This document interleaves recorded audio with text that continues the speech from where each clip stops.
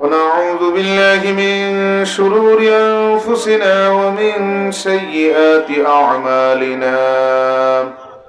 من يهده الله فلا مضل له ومن يضلل فلا هادي له. ونشهد أن لا إله إلا الله وحده لا شريك له. ونشهد أن سيدنا وحبيبنا وطبيبنا وطبيب قلوبنا ونور عيوننا ونور عرش الله محمد صلى الله عليه وعلى آله وأصحابه وبارك وسلم، الذي أرسله بالحق بشيرا ونذيرا وداعيا إلى الله بإذنه وسراجا منيرا.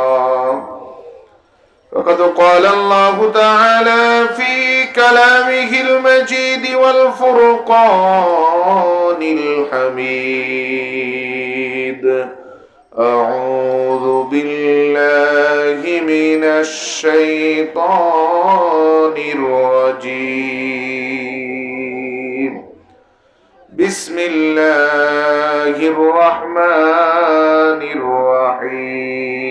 الرحيم. إن الله وملائكته يصلون على النبي يا أيها الذين آمنوا صلوا عليه وسلموا تسليما. اللهم صل على سيدنا مولانا محمد وعلى آل سيدنا مولانا محمد. اللهم صل على سيدنا مولانا محمد وعلى آل سيدنا مولانا. مدینہ مدینہ مومنوں کی گنگنا ہے، دیدار مدینہ عاشقوں کی تمنا ہے. اللہم صلی علی سیدنا مولانا محمد وعلى آل سیدنا مولانا. مدینہ کی ہوا سے جنتی بو آتی ہے، خاک پاک مدینہ نور جنت چمکتی ہے. اللہم صلی علی سیدنا مولانا محمد وعلى آل سيدنا مولانا. আলহামদুলিল্লাহ, খয়রুন্নেসা হাফিজিয়া সুন্নিয়া দাখিল মাদ্রাসার আজকের খতমে কোরআন, খতমে খাজেগান, বার্ষিক ওয়াজ ও দোয়ার মাহফিলের সম্মানিত সভাপতি মণ্ডলীবৃন্দ, অত্র মাহফিলের সম্মানিত রৌনক, প্রধান অতিথি, তাইয়্যেবা ফাউন্ডেশনের সম্মানিত পরিচালক, এয়ারপোর্ট বিশ্ববিদ্যালয়ের গবেষক জনাব মুহতারাম মাওলানা মারজান আহমদ চৌধুরী ফুলতলি, আল্লাহ ওনার হায়াতে মিশন ভীষণে বরকত দান করুক বলে আমিন। একটু আওয়াজ দিয়ে বলেন আমিন। এই আমিনের আওয়াজটা আল্লাহর কাছে অনেক দামি। বুখারীর হাদিসে রাসূল সাল্লাল্লাহু আলাইহি ওয়াসাল্লাম বলেছেন, মান ওয়াফাকা কওলুহু কওলাল মালাইকা গুফিরা লাহু মা তাকাদ্দামা মিন যামবি। আল্লাহ সুবহানাহু ওয়া তাআলা একদল ফেরেশতা আসমানে রেখে দিয়েছেন শুধু আমিন বলার জন্য। নবীজি বলেন, আমার উম্মত যখন জমিনে আমিন বলে, তার আমিন যদি আসমানের ফেরেশতার আমিনের সাথে মিলে যায়, আল্লাহ তার পিছনের সব সগীরা গুনাহ মাফ করে দিবেন। বিভিন্ন স্তরের সম্মানিত মুহতারাম উলামায়ে কেরাম সহ আমরা যারা এই পর্যন্ত আল্লাহ সুবহানাহু ওয়া তাআলার সন্তুষ্টির জন্য হাজিরা দিয়ে বসে আছি, আল্লাহ আমাদের হাজিরাকে কবুল করে জীবনের গুনাহগুলো ক্ষমা করে দিক বলে আমিন। পিছনের ভাইরা একটু সামনের দিকে অগ্রসর হয়ে বসেন। এখন যেভাবে এলোমেলো হয়ে আসেন, হাদিসে এভাবে বসাকে নিষেধ করা হয়েছে। নবীজি বলেছেন, নামাজের কাতার এবং জিকিরের মজলিসে ফাঁকা রেখে বসলে ওই জায়গাগুলোতে শয়তান বসে। একটু অনুগ্রহ করে সামনে আসেন। আমরা আল্লাহর কাছে প্রথমে 4টা জিনিস নিবেদন করছি, আল্লাহ যাতে আমাদেরকে আজকে এই হাজিরাকে কবুল করে 4টা নিয়ামত দান করে, বলেন আমিন। আল্লাহ এইরকম ইলমের মজলিসের কারণে এই নিয়ামতগুলো দান করেন। 1 নাম্বার নিয়ামত, মাজমাউজ জাওয়ায়েদের হাদিসে রাসূল সাল্লাল্লাহু আলাইহি ওয়াসাল্লাম বলেছেন, কোন ইমানদার বান্দা যদি 1 ঘন্টা সময় আল্লাহর কোরআন এবং রাসূলের সুন্নাহর জ্ঞান আহরণের জন্য ব্যয় করে, খুশি হয়ে আল্লাহ তার আমলনামায় একটা কবুল হজের সওয়াব দান করে। সুবহানাল্লাহ বলেন না ভাই? এই পিছনে ভাই একটু আসেন, সামনে আসেন। এই যে ফাঁকা রেখে বসতেছেন, ফাঁকা জায়গায় শয়তান বসে, হাদিসে নিষেধ আছে। আসেন, সামনে আসেন একটু। ইলমের মজলিসের কিছু আদব আছে। আমরা আল্লাহর সন্তুষ্টির জন্য এসেছি, অতএব যেভাবে আল্লাহ সন্তুষ্ট হয় সেভাবেই আমরা আমাদের কাজ পরিচালনা করব, বলেন ইনশাআল্লাহ।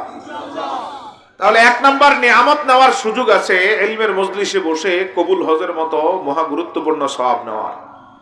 তারপর রাসূল সাল্লাল্লাহু আলাইহি সাল্লাম বুখারীর বর্ণনায় বলেছেন, হুমুল কওমু লা ইয়াশকা জালিসুহুম। আল্লাহর সন্তুষ্টির উদ্দেশ্যে যখন মানুষ সমবেত হয়, আল্লাহ ফেরেশতাদের সাথে তাৎক্ষণিক ওয়াদা করেন, যারাই আমার সন্তুষ্টির জন্য আগমন করলো, আমি আল্লাহ তাদের কাউকে খালি হাতে বিদায় দিব না। কি দিবেন? রাসূলুল্লাহ বুখারীর হাদিসে বলেছেন, যার নিয়ত যতটুকু স্বচ্ছ সে পরিমাণ আল্লাহ তার গুনাহ মাফ করে দিবেন, বলি সুবহানাল্লাহ। শুধুমাত্র যদি আল্লাহর সন্তুষ্টির জন্য আমাদের ইলমের মজলিসগুলোতে হাজির হওয়ার তৌফিক হয়, আল্লাহ আমাদের নিয়ত অনুপাতে গুনাহ মাফ করবে। বুখারীর হাদিস, আল্লাহর হাবিব সাল্লাল্লাহু আলাইহি সাল্লাম বলেছেন, ইলমের মজলিসকে কেন্দ্র করে আল্লাহ বান্দার মাথার উপরের বালা মুসিবত দূর করে দেয়। অতএব আজকে সমূহ নিয়ামত নেওয়ার সুযোগ আছে।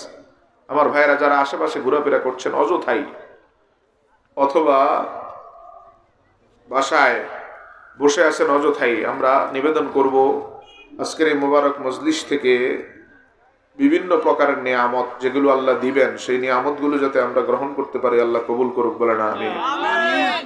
3 নাম্বার, আবু দাউদের হাদিসে রাসূল সাল্লাল্লাহু আলাইহি সাল্লাম বলেছেন, কোন ইমানদার বান্দা যদি আল্লাহর কোরআনের একটা আয়াত শিখার উদ্দেশ্যে কোনো মজলিসে বসে, শিখতে পারুক পরিপূর্ণ বা না পারুক, শিখার উদ্দেশ্যে যদি কোনো মজলিসে বসে, আল্লাহ তার আমলনামায় 1000 রাকাত তাহাজ্জুদ নামাজের সওয়াব দান করে। অতএব অসংখ্য নিয়ামতের প্যাকেজ আজকে আমরা গ্রহণ যেহেতু করতে পারি, এজন্য আশেপাশে যারা অযথাই ঘোরাফেরা করছেন, আল্লাহ আমাদের সকলকে কবুল করুক, বলেন আমিন। 4 নাম্বার নিয়ামত, আল্লাহর হাবিব ইবনে মাজার বর্ণনায় বলেন, ইন্নার রাজুলা লা তুরফাউ দারাজাতুহু ফিল জান্নাতি ফায়াকুলু আন্না হাযা ইয়া আল্লাহ ফায়ুকালু বিইস্তিগফারি ওয়ালাদিকা লাক। নবীজি বলেন, কিছু মানুষকে এই মুহূর্তে কবরে রব্বুল আলামিন, বিশেষ করে আমাদের মা বাবা যারা এই মুহূর্তে কবরে আছে, এই মুহূর্তে আমাদের মা বাবার কবরের আযাবকে আল্লাহ রব্বুল আলামিন হঠাৎ করে বন্ধ করে দিবেন। সুবহানাল্লাহ বলে খুশি না বেজা? হঠাৎ বন্ধ করে দিলেন। এবার দেখেন হাদিস, লা তুরফাউ দারাজাতুহু ফিল জান্নাহ, শুধু বন্ধ করলেন না, বন্ধ করে আবার আমাদের মা বাবার মর্যাদা বাড়াতে বাড়াতে আল্লাহ জান্নাতের কাছে নিয়ে যায়।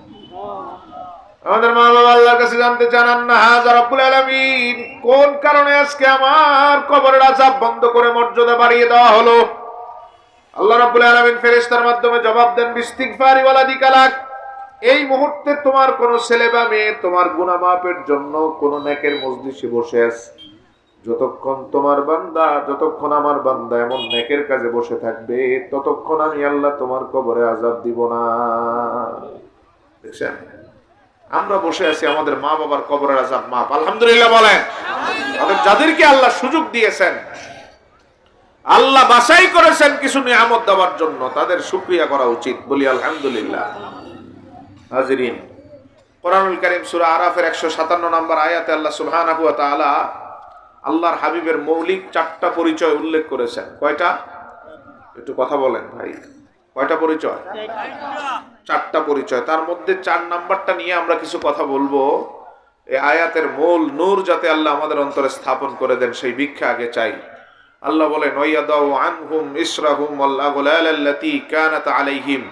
আল্লাহ নিজে রসুলের পরিচয় দিয়ে বলেন, তিনি এমন রসুল যিনি উম্মতের মাথার উপরের সকল কষ্ট দূর করে দিয়েছেন। সুবহানাল্লাহ, বের হয় না ভাই? একটু মনোযোগ দেন। আল্লাহ বলছেন তিনি এমন রসুল যিনি উম্মতের মাথার উপরের সব কষ্ট দূর করে দিয়েছেন। বলেন সুবহানাল্লাহ। কষ্ট দূর করে জান্নাতের রাস্তাটাকে যিনি সাবলীল করলেন, অধিক হারে উম্মতকে সহজে যিনি জান্নাতে নিবেন, দুনিয়ার বিভিন্ন মুসিবত থেকে যার উসিলায় আল্লাহ রাসূলের উম্মতদেরকে ত্বরান, এবং সর্বশেষ আল্লাহ সুবহানাহু ওয়া তাআলা বলেছেন, যোগের পর যোগ যেই বেড়িগুলো উম্মতের গলায় ছিল, যেই কষ্ট যন্ত্রণাগুলো ছিল, সব মুহাম্মদুর রাসূলুল্লাহ দূর করে দিয়েছেন। সুবহানাল্লাহ। কিভাবে আল্লাহর হাবিব কষ্ট দূর করলেন তার চিত্র নবীজি বুখারী মুসলিম সহ বিভিন্ন হাদিসে তুলে ধরলেন। আমাদেরকে আল্লাহর হাবিব কিভাবে কষ্ট দূর করে সহজে জান্নাতের অধিকারী করার জন্য উপযোগী করলেন, সেই বুখারীর হাদিস প্রথম বর্ণনা। নবীজি প্রথমত আল্লাহর দরবারে এই নিশ্চয়তা আনলেন, আমার উম্মত আমল করবে কম, আপনি তাদেরকে সওয়াব দিবেন বেশি। আমরা আমল করব কম, সওয়াব পাবো। ভালো করে খেয়াল করেন, কিভাবে কষ্ট দূর করে দেখেন। আমরা আমল করব কম, সওয়াব পাবো। সহিহ বুখারী কিতাবুল উজরাতের বর্ণনা। আল্লাহ রাব্বুল আলামিন ঘোষণা করলেন, মাইয়ামালু লি ইলা নিসফিন নাহার, কে আমার জন্য সকাল থেকে দিনের অর্ধেক পর্যন্ত শ্রম দিবা, বিনিময়ে আমি আল্লাহ তোমাদেরকে 1 উহুদ পরিমাণ স্বর্ণের সওয়াব দিব। সুবহানাল্লাহ। সকাল থেকে কখন? কথা বলেন, বুঝেন নাকি? হাদিস, আমি হাদিস বলছি, সকাল থেকে কখন পর্যন্ত সময় দিবে? দিনের অর্ধেক। বলেন কখন? 5 ঘন্টা, 5.5 ঘন্টা। এতটুকু সময় দিলে আল্লাহ তার আমল নামায় দিবেন 1 উহুদ পরিমাণ স্বর্ণের সওয়াব। ইহুদিরা বলল, আল্লাহ আমরা এই নিয়ামত চাই। আল্লাহ তাদেরকে এই নিয়ামত দিলেন। তারা সকাল থেকে দিনের অর্ধেক পর্যন্ত আল্লাহর জন্য নিবেদিত হয়ে কাজ করলে আল্লাহ তাদেরকে দিবেন কতটুকু? 1 উহুদ পরিমাণ স্বর্ণের সওয়াব। এবার আল্লাহ সুবহানাহু ওয়া তাআলা দ্বিতীয় ঘোষণা করলেন, মাইয়ামালু লি মিন নিসফিন নাহারি ইলা সালাতিল আসর, কে আমার জন্য দিনের বাকি অর্ধেক থেকে আসর পর্যন্ত শ্রম দিবা, আমি আল্লাহ বিনিময়ে তোমাদেরকে 1 উহুদ পরিমাণ স্বর্ণের সওয়াব দেব। সুবহানাল্লাহ। কথা বুঝেন তো? দিনের অর্ধেক পর্যন্ত কাজ করার বিনিময়ে দিবেন 1 উহুদ পরিমাণ স্বর্ণের সওয়াব। নিল ইহুদিরা। দ্বিতীয় পর্যায়ে ঘোষণা করলেন, বাকি অর্ধেক পর্যন্ত কাজ করলে আমি আল্লাহ উহুদ পরিমাণ স্বর্ণের সওয়াব দিব। নাসারারা বলল, আল্লাহ আমরা এই নিয়ামত চাই। আল্লাহ নাসারাদেরকে দিয়ে দিলেন, খ্রিস্টানদেরকে দিয়ে দিলেন। ইহুদিরা পেল দিনের অর্ধেক পর্যন্ত কাজ করে 1 উহুদ পরিমাণ স্বর্ণের সওয়াব। নাসারারা পেল দিনের বাকি অর্ধেক থেকে আসর পর্যন্ত কাজ করে 1 উহুদ পরিমাণ স্বর্ণের সওয়াব।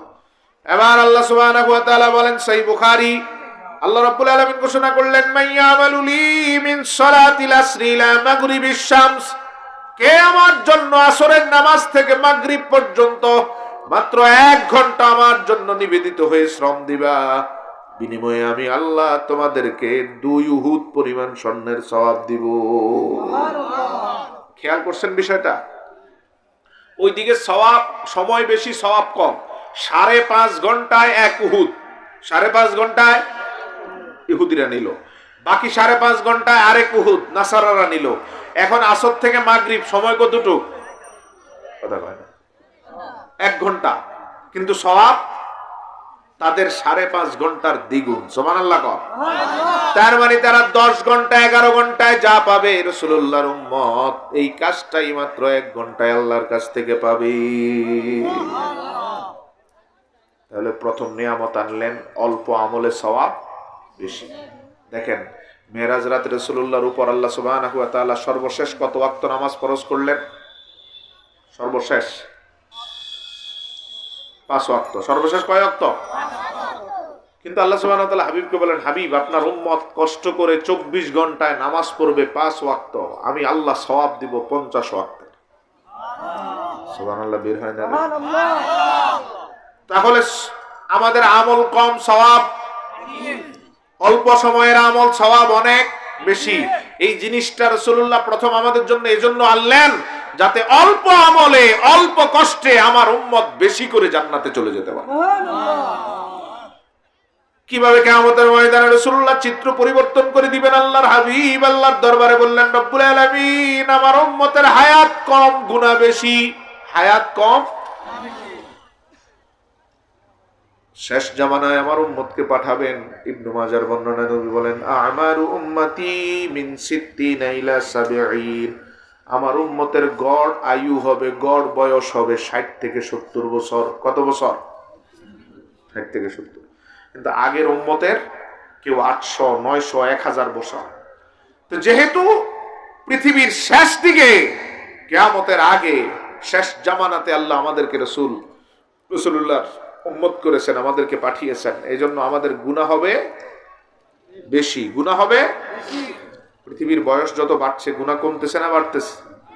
কথা কয় না রে ভাই, এটা স্বাভাবিক বিষয়। পৃথিবীর বয়স যত বাড়তেছে গুনাহ তত।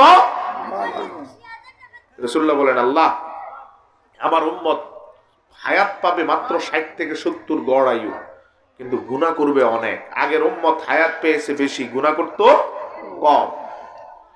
এই যে চিত্রটা মুসনাদ আহমদের হাদিসে রাসূল সাল্লাল্লাহু আলাইহি সাল্লাম বলেছেন, আগের উম্মত এত কম গুনাহ করত যে অনেক আবেদ এমন ছিল 300 বছর টানা পার করে দিয়েছে, একটা গুনাহ করে না।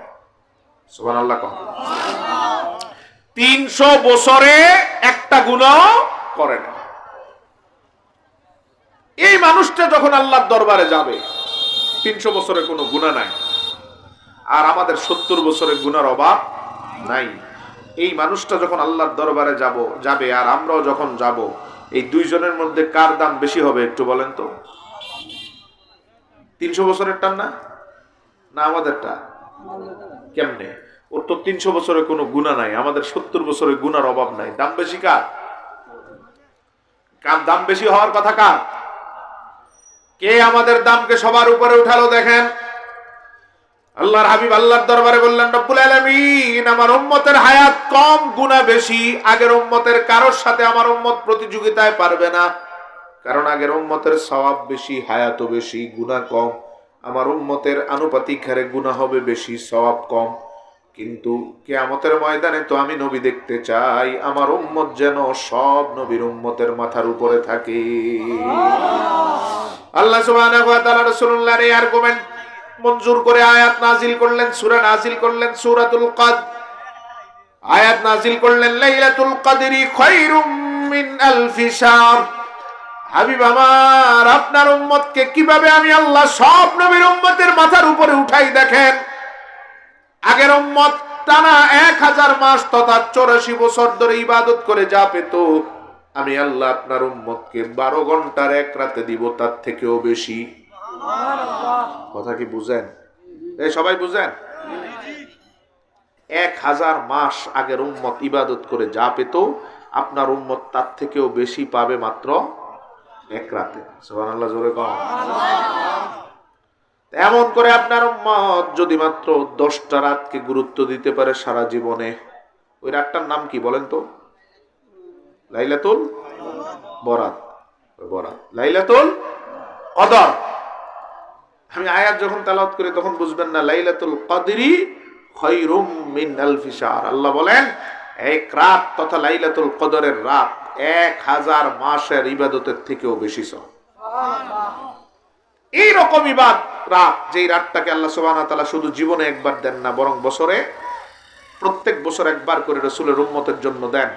এইরকম সৌভাগ্যবান রাতটা যদি 10টা রাত এমন করে উম্মত কাজে লাগাতে পারে, এক রাতে যদি 84 থেকেও বেশি হয়, তাহলে জীবনের 10টা রাত এমন আল্লাহ সুবহানাহু ওয়া তাআলা লিখে দিবেন 840 বছরের চেয়েও বেশি সওয়াব। উপরে থাকবে কে? কোন উম্মত উপরে থাকবে? আমরা। আমাদের উপরে উঠার আর কোন সুযোগ। আবু দাউদের বর্ণনা, আল্লাহর হাবিব সাল্লাল্লাহু আলাইহি সাল্লাম বলেন, আমার উম্মতকে আল্লাহ কিয়ামতের ময়দানে এত উপরে উঠাবেন, আমার কিছু উম্মতকে তাদের দেখে বিভিন্ন নবীরা ঈর্ষা করবে আর বলবে, ইয়াগুবিতুহুমুল আম্বিয়া ওয়াস শুহাদা। নবীরা বলবে, রব্বুল আলামিন এরা তো নবী না, তাহলে এত উপরে কেন? এরা তো নবী না, তাহলে কেন এত উপরে উঠে গেল? রব্বুল আলামিন বলবেন, এরা নবী না এটা সত্য, তবে এরা আখিরি জামানার নবীর উম্মত, রাসূলুল্লাহর উম্মত হওয়ার কারণে আল্লাহ এদেরকে এত উপরে রাখবেন, এত বেশি নিয়ামত দিবেন, যা দেখে নবীরা ঈর্ষা করবে। সুবহানাল্লাহ। তাহলে কিয়ামতের ময়দানে আমাদেরকে যে এই সচ্চ উন্নত জায়গায় অধিষ্ঠিত করবেন দোয়া করে, রহমত দিয়ে, তিনি মুহাম্মদুর রাসূলুল্লাহ। দ্বিতীয়ত কিভাবে কষ্ট দূর করলেন? শুধু কষ্টই দূর করেন নাই, সহিহ মুসলিমের হাদিস দেখেন, নবীজি বলেন, আমার জান্নাতে রাসূল বলেন, জান্নাতি 100 জনের মধ্যে আমার উম্মতে থাকবে 99 জন। 100 জনের মধ্যে 99 জন হবে নবীর উম্মত। সুবহানাল্লাহ বলবেন না? আমি 100 জনে 99 জন কে? আমরা। আর একজন হবে আগের নবীর উম্মত। সুবহানাল্লাহ। হাসরের মাঠে কাতার হবে কয়টা? হাসরের মাঠে কাতার কয়টা? 120টা। এর মধ্যে রাসূল বলেন 80টা কাতার হবে আমার উম্মতের, বাকি 40 কাতার অন্য নবীর উম্মতের। সুবহানাল্লাহ। আল্লাহ সুবহানাহু ওয়া তাআলা এই জন্য বললেন, নবীর মাধ্যমে আমি নবীর উম্মতের কষ্টগুলোকে দূর করি। ওয়া ইয়াদাউ আনহুম ইসরাহুম ওয়াল আগলালাল্লাতী কানাত আলাইহিম। তিনি তোমাদের কষ্ট দূর করে দেন, মাথার উপরের সব কষ্ট তিনি দূর করে দেন। এই কষ্ট দূর করার জন্য, সহজে জান্নাতে যাওয়ার জন্য, সহজে জান্নাতে নেওয়ার জন্য প্রথমত তিনি নিশ্চিত করলেন আমার উম্মত আমল করবে কম, সওয়াব পাবে বেশি। 2 নাম্বার, এমন কিছু আমল নিয়ে আসলেন যে আমল আপনার মাথার উপরের কষ্ট দূর করে আপনারে জান্নাতে নিবে। সুবহানাল্লাহ। এইরকম মূল্যবান আমলের জন্য আগের নবীরাও আল্লাহর কাছে দোয়া করেছিল, আল্লাহ দেন নাই। যেমন মুসা আলাইহিস সালাম আল্লাহর কাছে বলেছিলেন, আজিদু ফিল আলওয়াহি উম্মাতান ওয়া হুম ইউসাল্লুনা 5 সালাওয়াত। রব্বুল আলামিন, আমি তাওরাতে দেখলাম আপনি এমন উম্মত দুনিয়াতে পাঠাবেন যারা মাত্র 5 ওয়াক্ত নামাজ পড়ে, এই 5 ওয়াক্তের কারণে 24 ঘন্টার গুনাহ মাফ পেয়ে যাবে। সবাই বলবেন না ভাই কথা? সুবহানাল্লাহ। সুবহানাল্লাহ। না কষ্ট হয়? আপনাদের কষ্ট হয় না? মুসা আলাইহিস সালাম আল্লাহকে বলতেছেন, আল্লাহ আমি তাওরাতে দেখলাম আপনি এমন উম্মত দুনিয়াতে পাঠাবেন যারা 5 ওয়াক্ত নামাজ পড়ে 24 ঘন্টার গুনাহ মাফ পেয়ে যাবে। সুবহানাল্লাহ। আল্লাহ এই উম্মত আমারে দেন। আল্লাহ জবাব দিচ্ছেন, লা বাল হুম উম্মাতু মুহাম্মাদিন সাল্লাল্লাহু আলাইহি ওয়াসাল্লাম। আল্লাহ সুবহানাহু ওয়া তাআলা বলেন, না এই উম্মত আমি কাউকে দেই নাই, তোমাকেও দিব না, এই উম্মত দিব শুধু মুহাম্মদ মুস্তাফাকে। সুবহানাল্লাহ। এই মূল্যবান নিয়ামতটা আল্লাহ শুধু আল্লাহর হাবিবকে কেন দিলেন? যাতে রাসূল উম্মতের মাথার উপরের কষ্ট দূর করে এই আমলের কারণে সহজে জান্নাতে তুলে নিতে পারে। আল্লাহর হাবিব বুখারীর বর্ণনায় বলেন, নামাজকে আল্লাহ এমন শক্তিশালী করে দিলেন আমার জন্য, কোন ইমানদার যদি ফজরের নামাজ আদায় করে তারপর যোহরের নামাজ আদায় করে, এই 2 নামাজের কারণে ফজর যোহরের মাঝখানের গুনাহ মাফ। সুবহানাল্লাহ। যোহরের নামাজটা আদায় করলেন, আসরও আদায় করলেন, 2 ওয়াক্তের মাঝখানের গুনাহ মাফ। 5 ওয়াক্ত যখন ঠিকঠাক মতো আদায় করলেন, হালাল রিজিক খেয়ে 24 ঘন্টার গুনাহ 5 ওয়াক্ত নামাজই মাফ করায় দিবি। আল্লাহর হাবিব বুখারীর বর্ণনায় বলেন, আবার খেয়াল করেন, আল জুমআতু ইলাল জুমআ ইউকাফিরু মা বাইনাহুন্না। এক জুমাত থেকে আরেক জুমা নামাজগুলো যদি ঠিক থাকে তাহলে 7 দিনের সব গুনাহ মাফ। বুখারীর হাদিস। আরেকটা হাদিস শুনেন, বুখারী কিতাবুস সিয়াম, রাসূল বলেন রমাদানু ইলা রমাদান ইউকাফিরু মা বাইনাহুন্না। এক রমজান থেকে আরেক রমজান মাঝখানে কয় দিন? 1 বছর। মাঝখানে কয় দিন? 1 বছর। কথা কন না? 1 বছর। এক রমজান থেকে আরেক রমজান আল্লাহর হাবিব বুখারীর বর্ণনায় বলেন, নামাজগুলো যদি ঠিক থাকে তাহলে 1 বছরের সব গুনাহ মাফ। এই নিয়ামত মুসা চাইলেন, রব্বুল আলামিন এই নিয়ামতটা আমারে দেন। আল্লাহ বললেন, না, তোমারে নয়, আগের কাউকেও দেই নাই, পরেও দিব না। এই নিয়ামত মূল্যবান নিয়ামত, যেই নিয়ামত মাথার উপরের কষ্ট দূর করে, গুনাহ মাফ করে, সহজে জান্নাতে নেয়, এটা দিব শুধু মুহাম্মদ মুস্তাফাকে। আল্লাহু আকবার। কষ্ট দূর করছেন কি করেন নাই? কথা বল না ভাই, বুঝেন না মনে হয়। কষ্ট দূর করছে কি করে নাই? আল্লাহ এই জন্য বলতেছেন, ওয়ায়াদাউ আনহুম ইসরাহুম ওয়াল আগলালাল্লাতী কানাত আলাইহিম। আমার হাবিব তোমাদের জন্য এত বড় রহমত, যিনি তোমাদের মাথার উপরের কষ্ট দূর করে দেন। সুবহানাল্লাহ। 1 নাম্বার কষ্ট দূর করছেন, আমল করবে কম, সওয়াব পাবে বেশি। 2 নাম্বার এমন আমল নিয়ে আসছেন যেই আমল অটোমেটিক গুনাহ মাফ করে জান্নাতের কাছে নিয়ে যায়। সুবহানাল্লাহ। মূল্যবান ইবাদতের নাম নামাজ। শুধু ছোট গুনাহ নয়, বড় গুনাহও মাফ করে দেয়, সব মাফ করে দেয়। নাকি শুধু ছোট গুনাহ? সব। কিভাবে দেখেন, খুব মনোযোগে দেখেন। বুখারীর হাদিস, একজন সাহাবী রাসূলুল্লাহর দরবারে এসে, মসজিদে নবীজি বসে আছেন, রাসূলুল্লাহর কাছে এসে হাউমাউ করে কান্না শুরু করলেন। নবী সাল্লাল্লাহু আলাইহি ওয়াসাল্লাম জিজ্ঞেস করেন, তুমি কেন কাঁদছো? সাহাবী বললেন, ইয়া রাসূলুল্লাহ, একটু আগে পথ চলতে গিয়ে শয়তানের ওয়াসওয়াসার কারণে আমি এত বড় একটা গুনাহ করে ফেলেছি। এখন যদি আমার মৃত্যু হয় তাহলে নিশ্চিত কবরে আমাকে জাহান্নামের আগুন ভোগ করতে হবে।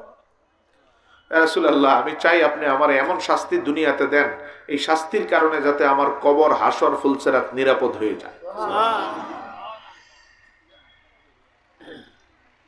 সাহাবায়ে কেরামের আদত ছিল, সাহাবায়ে কেরাম কোন গুনাহ করলে এই গুনাহ থেকে নিষ্কৃতির জন্য নবীর দরবারে এসে অকপটে বলতেন, লুকাতেন না। আসামি নিজে এসে বলতেন, ইয়া রাসূলুল্লাহ, গুনাহ তো করে ফেলেছি, এখন আপনি শাস্তি দেন যাতে কবরে শাস্তি পেতে না হয়।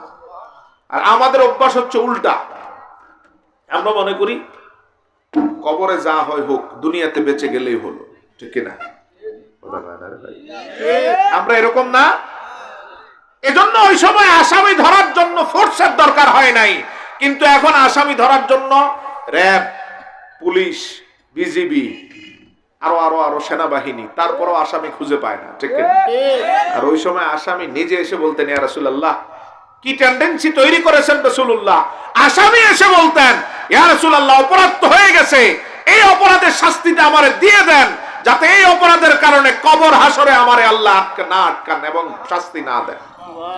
কারণ দুনিয়ার শাস্তি কষ্ট হলেও মেনে নেওয়া যাবে, কবর হাসরেরটা মেনে নেওয়া যায় না। এরাই বুদ্ধিমান। ঠিক কিনা বলেন? আমরা বোকা, আহাম্মক। আমরা মনে করি কবরে যা হয় হবে, দুনিয়াতে বেঁচে গেলেই হলো। এজন্য আমরা আসামি তো আমাদের বলেই না, আমাদের আত্মীয়কেও আসামি হলে আমরা তারে ছুটানোর চেষ্টা করি। কি কন? মিথ্যা বলে সুপারিশ এনে রাজনৈতিক নেতাদের পা ধরে কোন রকম আমার ছেলেটারে বের করে দেন, অথবা বাবা জানে তার ছেলে অপরাধী। সাহাবায়ে কেরামের চিত্র ছিল ভিন্ন। অপরাধ করলে কেউ ধরে আনতে হতো না, নিজে দাঁড়িয়ে বলতেন, ইয়া রাসূলুল্লাহ, এই অপরাধের কারণে কবরে শাস্তি শুরু হলে আর কোনো সীমা থাকবে না, অতএব যা পাওয়ার দুনিয়ায় দিয়ে দেন, কবরে শান্তিতে যাতে থাকতে পারে। একজন মহিলা সাহাবিয়ার ঘটনা শোনেন। ভুল ক্রমে পরকিয়া করে পেটে সন্তান চলে আসলো অবৈধ সম্পর্কের কারণে। হারাম গুনাহ করেছে, কবিরা গুনাহ করেছে, জিনার গুনাহ করার পরে আল্লাহর হাবিবের দরবারে এসে কান্না শুরু করলেন, ইয়া রাসূলুল্লাহ, একজন পরপুরুষের সাথে অবৈধ কাজ করার কারণে আমার পেটে সন্তান চলে আসছে। আমি তো অপরাধ করে ফেলেছি, আবার আপনি আমারে শাস্তি দেন, মৃত্যুদণ্ড দেন, যাতে আমার অপরাধের কারণে কবর, হাসর, ফুলসিরাতে আল্লাহ আমারে না আটকান। তার আগে একটা হাদিস বলে দেই। নবীজি বলছেন, আল্লাহ আমারে জানিয়েছেন, আমি আপনার উম্মতকে এক অপরাধে 2 বার শাস্তি দিব। কথা বুঝছেন? এক অপরাধে কয়বার শাস্তি দিব না? মানে কোন অপরাধের শাস্তি যদি দুনিয়ায় হয়ে যায়, এই অপরাধে কবর, হাসর, ফুলসিরাতে আমি আল্লাহ তারে ধরবো না। সুবহানাল্লাহ। এজন্য সাহাবীদের চিন্তা ছিল অপরাধের শাস্তি যা পাওয়ার দুনিয়ায় পাই, যাতে আল্লাহ কবর, হাসরে এগুলো নিয়ে প্রশ্ন না করে। আমরা যে এভাবে লুকাই, আমাদেরটা ধরবেন কই? নিচে। কখন? কোথায়? নিচে। সাহাবীদের চিন্তা ছিল যা হওয়ার উপরে হয়ে যাক, নিচটা নিরাপদ থাকুক। সুবহানাল্লাহ। মহিলা সাহাবীর কি তাকওয়া, ঈমান! একটু পরিমাপ করে দেখেন আপনার সাথে ওই সাহাবী আর আল্লাহর হাবিবের দরবারে এসে বলেন, ইয়া রাসূলুল্লাহ, অপরাধ করে ফেলেছি, এখন দুনিয়ায় যা হয় দিয়ে দেন, কবরে সহ্য করতে পারবো না। আল্লাহর হাবিব প্রথমত তার যাচাই করলেন, বললেন হয়তো তুমি এই অপরাধ করো নাই। সাহাবিয়া বললেন, ইয়া রাসূলুল্লাহ, অপরাধ করেছি, সন্তানও পেটে। নবীজি বললেন, তুমি অপরাধ করেছো, পেটের সন্তান তো করে নাই। এই জন্য যতদিন পেটের সন্তান দুনিয়ায় ভূমিষ্ঠ না করে ততদিন শাস্তি নাই, চলে যাও। মহিলা চলে গেলেন। 9 মাস অথবা 10 মাস অতিবাহিত হওয়ার পরে মহিলার ঘরে সন্তান জন্ম নিল। কি ভয় আল্লাহর দেখেন, যেই দিন সন্তানটা জন্ম নিল ওই দিন সন্তানটারে নিয়ে রাসূলুল্লাহর দরবারে এসে বললেন, খুঁড়িয়ে খুঁড়িয়ে আসলেন আর বললেন, ইয়া রাসূলুল্লাহ, এই তো সন্তানও চলে আসলো, এবার তো আমারে শাস্তি দেন, যাতে আমার কবরে এই বিষয়ে শাস্তি পেতে না হয়। বুঝেননি? একজন মা তার সন্তানের মায়া করছেন, সন্তান কি কবরে যাবে? কবরে যাবে কে? নিজের কবরে নিজে যেতে হবে, এজন্য সন্তানের মায়া করেন না। ইয়া রাসূলুল্লাহ, সন্তান তো ভূমিষ্ঠ হলো, এবার তো আপনি আমারে শাস্তি দেন যাতে মরে না যাই, মরার আগেই শাস্তিটা নিশ্চিত হয়ে যাক। নবীজি বললেন, এখনো শাস্তি দেওয়া যাবে না, কারণ এই সন্তানের দুগ্ধ আল্লাহ তোমার কাছে আমানত রেখেছেন। এই সন্তান যতদিন পর্যন্ত স্বাভাবিক খাবারে অভ্যস্ত না হয় ততদিন শাস্তি দিব না, চলে যাও। 6 মাস সন্তানকে দুধ পান করিয়ে 6 মাস যেদিন পূর্ণ হলো, সন্তানের হাতে রুটির টুকরা দিয়ে নবীর দরবারে আসলেন। এসে বললেন, ইয়া রাসূলুল্লাহ, এই তো আমার সন্তানের হাতে রুটির টুকরা, রুটি খেতে পারে, আবার আমারে শাস্তি দেন। নবীজি বলেন, না, 6 মাসে কোনো সন্তান পরিপূর্ণ খাবার খেতে পারে না, খাবার খাওয়া মাত্র শুরু করে, ঠিক কিনা? 6 মাসে বাহিরের খাবার, আরে ভাই আপনারা মনে হয় কিচ্ছু জানেন না। 6 মাসে বাহিরের খাবার মাত্র খাওয়া শুরু করে, অভ্যস্ত হতে অনেক সময় লাগে। নবীজি বললেন, না, সে এখন ঠিকভাবে বাহিরের খাবার সব খেতে পারবে না, যাও, যতদিন পর্যন্ত না খেতে পারে, মা ছাড়া চলতে যতদিন না পারে ততদিন যাও। 1 বছর পরে অথবা 9 মাস 10 মাস পরে আবার আসলেন। কি ভয় আল্লাহর, কখন মৃত্যুর ডাক এসে যায়, যদি শাস্তি না পায় কবরে শাস্তি শুরু হবে।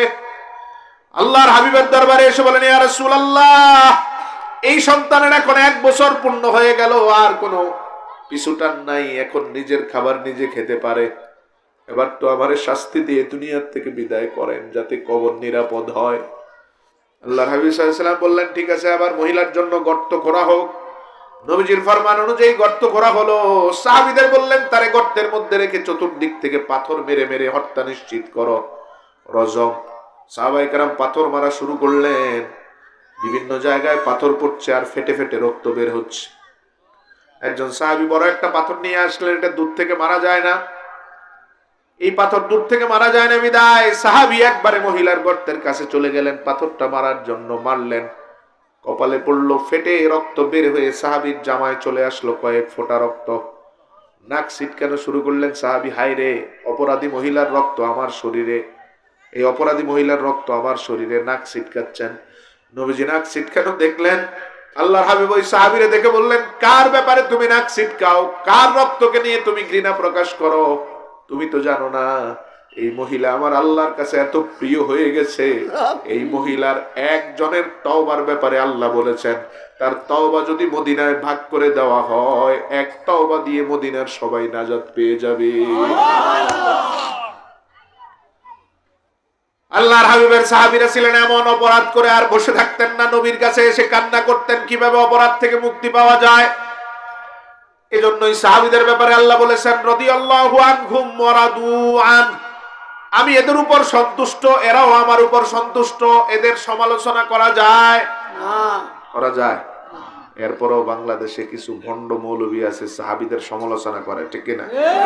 জানেন জানেন, মাহফিলের মঞ্চে বসে সাহাবীদের সমালোচনা করে, তার খেয়ে দেয়ে আর কাজ নাই। কোথায় সাহাবী আর কোথায় নষ্ট ভ্রষ্টতা, ঠিক কিনা বলেন? এরা আবার নিজেদেরকে ইসলামী দল পরিচয় দেয়। আল্লাহ আগে এদের হেদায়েত দান করুক, বলেন আমিন। সাহাবীদের সমালোচনা করা যাবে না, যারা করে তারা নিশ্চিত ভণ্ড, এতে কোনো সন্দেহ নাই। ভণ্ডরা যেমন লেবাস লাগায়, এরাও ইসলামটারে ব্যবহার করে শুধু নিজের স্বার্থের জন্য। না হয় তুমি সাহাবীর সমালোচনা করো কেন? কি এমন ঠেকা পড়লো 1400 বছর পরে এসে তাদের সমালোচনা করতে হবে? আল্লাহর হাবিবের সাহাবী সহিহ মুসলিমের বর্ণনা, নবীর দরবারে এসে বলেন, ইয়া রাসূলুল্লাহ, পথ চলতে লাগলাম, হঠাৎ একজন সুন্দরী নারীকে দেখে নিজেরে কন্ট্রোল করতে পারি নাই। শয়তান ওয়াসওয়াসা দিল, ওইজন্য সুন্দরী নারীকে ধরে চুম্বন করেছি। জিনার গুনাহ হয়েছে, কবিরা গুনাহ। এই গুনাহটা অবশিষ্ট থাকলে আমার কবর নিরাপদ থাকবে না, এজন্য আপনি আমারে শাস্তি দেন। নবীজি কোনো কথা বললেন না, নামাজে রক্ত হয়ে গেল। নবীজি নামাজ আদায় করলেন, সাহাবীরা সবাই রাসূলুল্লাহর পিছনে নামাজ আদায় করলেন।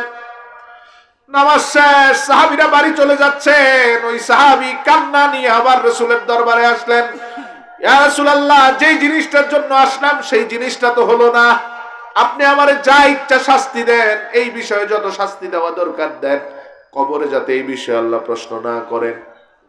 নবীজি সাল্লাল্লাহু আলাইহি সাল্লাম খেয়াল করেন, নবীজি বললেন, আতুসাল্লি মা'ানা, নবীজি বললেন, তুমি কি একটু আগে আমাদের সাথে নামাজ পড়ো নাই?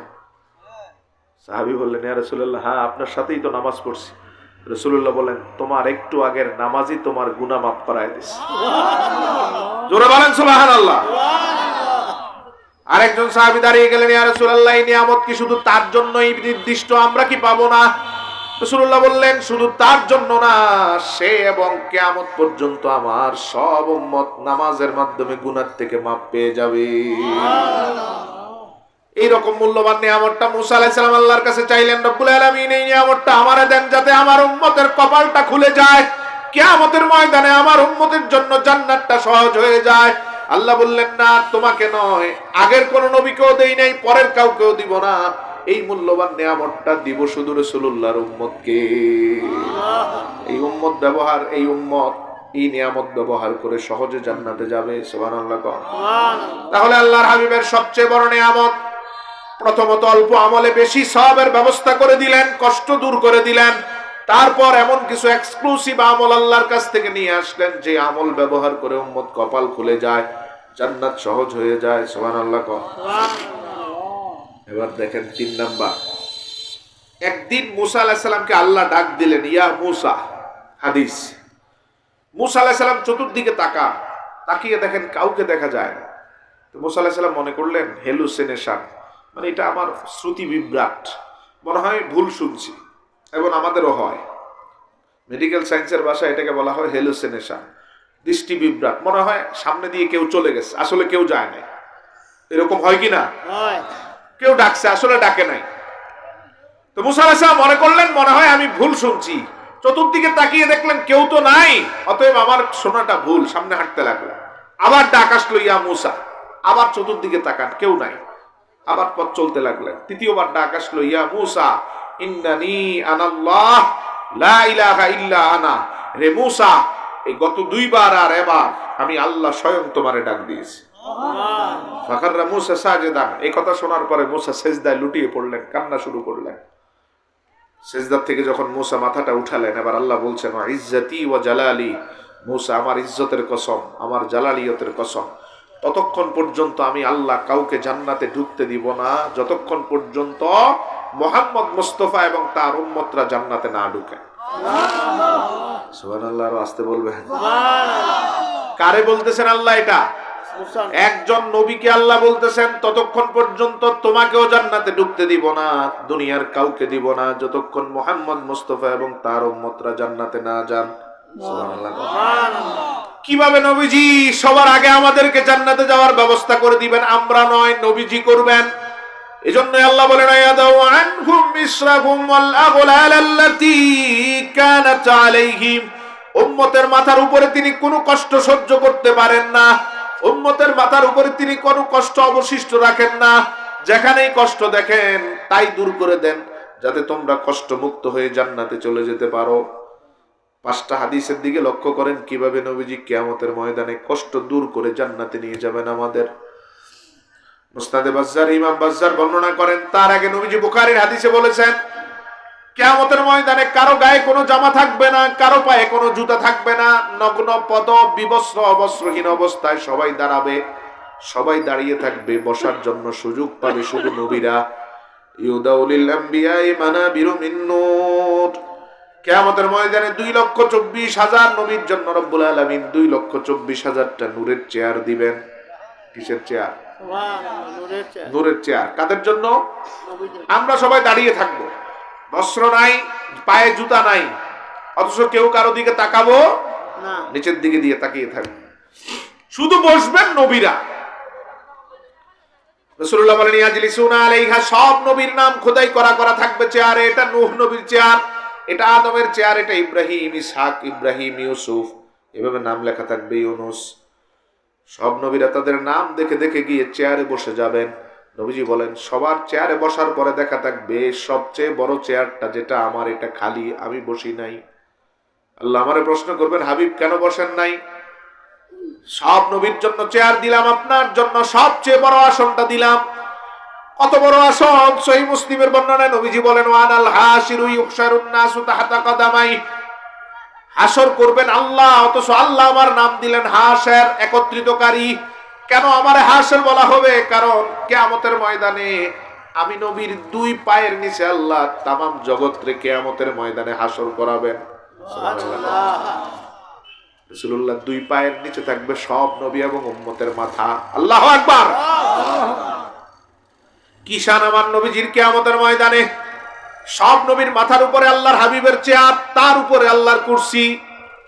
রাসূলুল্লাহর জন্য সবচেয়ে বড় চেয়ারটা রাখার পরেও নবীজি বসবেন না। আল্লাহ জিজ্ঞাসা করবেন কেন বসেন নাই? আল্লাহর হাবিব সাল্লাল্লাহু আলাইহি সাল্লাম কি জবাবটা দেয় দেখেন। নবীজি সাল্লাল্লাহু আলাইহি সাল্লাম বলবেন রব্বুল আলামিন আমার উম্মতের মাথার উপরে এত বড় কষ্ট রেখে আমি বসতে চাই না। সব নবী বসলো, উম্মতের চিন্তা করে নাই, কেউ উম্মতের কথা একবারও বলে নাই। কিন্তু নবীজি বলেন আমার উম্মতের মাথার উপরে কষ্টটা রেখে আমি বসবো না। কি কষ্ট? আল্লাহ বলবেন আপনি কষ্ট বলেন, কারণ সূরা দোহাতে আমি ওয়াদা করেছি ওয়ালা সাউফা ইউতিকা রাব্বুকা ফাতারদা। হাবিব আমার, কিয়ামতের ময়দানে আমি আল্লাহ ততক্ষণ পর্যন্ত আপনাকে দিতে থাকবো যতক্ষণ না আপনি সন্তুষ্ট না হন। আপনি খুশি হওয়া পর্যন্ত, না হওয়া পর্যন্ত আমার দেওয়া বন্ধ হবে না। কি চান আমারে বলেন? রাসূলুল্লাহ বলবেন রব্বুল আলামিন আমার উম্মতকে পাঠাইছেন সবার শেষে। কখন? সবার শেষে। আমরা আসছি সবার শেষে। আল্লাহ বিচার তো শুরু হবে আদমের উম্মত দিয়ে, হতে হতে হতে হতে আমার উম্মত পর্যন্ত অনেক সময়ের ব্যাপার। এত দীর্ঘ সময় কষ্ট নিয়ে হাসরের মাঠে আমার উম্মত দাঁড়িয়ে থাকবে, এটাই আমার কষ্ট। এজন্য আমি চাই আমার উম্মতরে পাঠাইছেন শেষে, কিন্তু বিচার করতে হবে আদমের উম্মতেরও আগে। বুঝেন নাই? বুঝছেন? আসছে শেষে, বিচার হবে কখন? আগে। আল্লাহ বলবেন আজিল হিসাবাহুম, ফেরেশতাদের ডাক দিয়ে বলবেন সব নবীর উম্মতরে পিছনে নাও, নূর নবীর উম্মতরে সামনে নিয়ে আসো। আল্লাহু আকবার! কারণ আল্লাহর হাবিবের ইচ্ছা অনুযায়ী আমি আল্লাহ এই ময়দানে রাসূলের উম্মত দিয়ে এই বিচার শুরু করব। এক নাম্বার কষ্ট তিনি দূর করে দিলেন। কোরআনে আল্লাহ বলেন সূরা আরাফ ওয়ায়াদাউ আনহুম ইসরাহুম ওয়াল্লাতি কানাত আলাইহিম, তিনি এমন দয়া পরবেশ নবী যিনি উম্মতের মাথার উপরে কোনো কষ্ট সহ্য করতে পারেন না, দূর করলেন। রাসূলুল্লাহ এবার বলেন বড় কষ্ট রয়ে গেছে, সূর্য তো থাকবে 1 হাত মাথার উপরে। কতটুক? 1 হাত। সবাই বলেন 1 হাত। এখন কত কোটি কোটি মাইল দূরে সূর্য না? এরপরও সূর্যের তাপে টানা 2-3 ঘন্টা কাজ করলে আমরা হাঁপিয়ে যাই, ঠিক কি না? ঠান্ডা খুঁজি, বিশ্রাম খুঁজি, ঠান্ডা পানীয় খুঁজি, ছায়া খুঁজি। চিন্তা করেন তো সূর্যটা আস্তে আস্তে আস্তে আস্তে যখন 1 হাত মাথার উপরে আসবে কি হবে কেউ বলে বুঝাতে পারবে না। আল্লাহর হাবিব বলেন এটা তো সবচেয়ে বড় কষ্ট, সূর্যের কষ্ট। বুখারীর আর অন্য কয়েকটা হাদিস নবীজি বলেন হাসরের ময়দানে সবচেয়ে বড় কষ্টটা হবে ফুলসেরাতের গোড়ায়। এরকম বড় বড় কষ্টের মধ্যে একটা কষ্ট হচ্ছে সূর্যের তাপ। কিসের তাপ? সূর্যের তাপ। কলিজাটা বের হবে, মগজগুলো ফেটে যাবে, মগজ গলে গলে নাক দিয়ে পড়তে থাকবে পানির মতো। এই কষ্টের কোনো সীমা নাই, কেউ বলে আপনারে বুঝাতে পারবে না। 1 বিগত অথবা 1 হাত মাথার উপরে সূর্য। নবীজি বলেন আমি তো আমার উম্মতের মাথার উপরে সূর্যের এই কষ্টটা দেখে সহ্য করতে পারবো না। এজন্য রাসূল বসার জায়গা থেকে দৌড় দিয়ে চলে যাবেন হাউজে কাউসারের গোড়ায়। সুবহানাল্লাহ। কোথায় যাবেন? হাউজে কাউসার। আবার বলেন হাউজে কাউসার। হাউজে কাউসার এটা কি? পানির হাউস, পানির হাউস তো চিনি আমরা। হাউস মানে কি? বাংলা হাউস বলতে কি বুঝেন? আরে বিল্ডিং এর ভিতর হাউস করেন না, 4 পার বিশিষ্ট হাউস করেন না? পার কয়টা থাকে? 4টা। আরবি হাউদুন, দোয়াত দিয়ে। হাউদুন অর্থ হচ্ছে এরকম 4 পারের কূপ। আরবি শব্দটাই বিদেশি ভাষা আমাদের বাংলা ভাষায় ঢুকেছে। আল্লাহর হাবিব সাল্লাল্লাহু আলাইহি সাল্লাম বলেন, কিয়ামতের ময়দানে আমার এইরকম 4 পার বিশিষ্ট একটা কূপ আল্লাহ দিবেন। কত বড় কূপ! বুখারীর হাদিসে রাসূল সাল্লাল্লাহু আলাইহি সাল্লাম বলেছেন, এর একটা মাথা থাকবে ইয়েমেনে, আর একটা মাথা থাকবে সিরিয়ার শেষ মাথা। এখনো ঠিক মতো বুঝেন না, আমি মানচিত্র ধরে বুঝাচ্ছি। ইয়েমেনের সাথে রাষ্ট্রের নাম কি? সৌদি আরব। কথা কন। আরে বাংলাদেশের সাথে ভারত যেমন, ইয়েমেনের সাথে কে আছে? সৌদি আরবের সাথে আছে কে? এদিক দিয়ে ইরাকের অংশ, অন্য রাষ্ট্র আছে। এই পাশে আছে লেবানন, জর্ডান, ফিলিস্তিন, তারপর সিরিয়া, সিরিয়ার পরে তুরস্ক। সিরিয়ার শেষ মাথা মানে তুরস্কের আগ পর্যন্ত। তার মানে রাসূলুল্লাহর হাউজে কাউসার হবে কয়েকটা দেশের চেয়েও বড়। এক মাথা ইয়েমেনে, আরেক মাথা সিরিয়ার শেষ মাথা। সাহাবায়ে কেরাম বলেন, ইয়া রাসূলুল্লাহ, এত বড় হাউজে পানি আসবে কোত্থেকে? বুখারীর হাদিসে নবীজি বলেন, জান্নাত থেকে সোনালী আর রূপালী 2টা নালা দিয়ে জান্নাতের পানি পড়বে হাউজে কাউসার। হাউজের পানিগুলো মূলত কিসের পানি? জান্নাতের। বলেন না, কিসের পানি? জান্নাতের। সাহাবায়ে কেরাম বলেন, ইয়া রাসূলুল্লাহ, এত বড় হাউস, বিশাল পার, কয়টা গ্লাস দিবেন আল্লাহ আপনারে? সব জেনে নিলেন সাহাবায়ে কেরাম। নবীজি বুখারীর হাদিসে জবাব দেন, আমার হাউজের গ্লাসের সংখ্যা হবে আসমানের তারার থেকেও বেশি। রাসূলুল্লাহ, এই হাউজের পানি আপনি কারে কারে দিবেন? 40টারও বেশি হাদিস বন্টনের ক্ষেত্রে নবীজি বলেন, আমার যাররা পরিমাণ ঈমানদার উম্মতটাও যখন আমার কাছে আসবে, আমি নবী নিজ হাতেই তারে পানি দিব। রাসূলুল্লাহ, এই পানিটা পান করলে কি হবে? বুখারীর বর্ণনা নবীজি বলেন, লা ইয়াসমাউ বাদাহু আবাদা।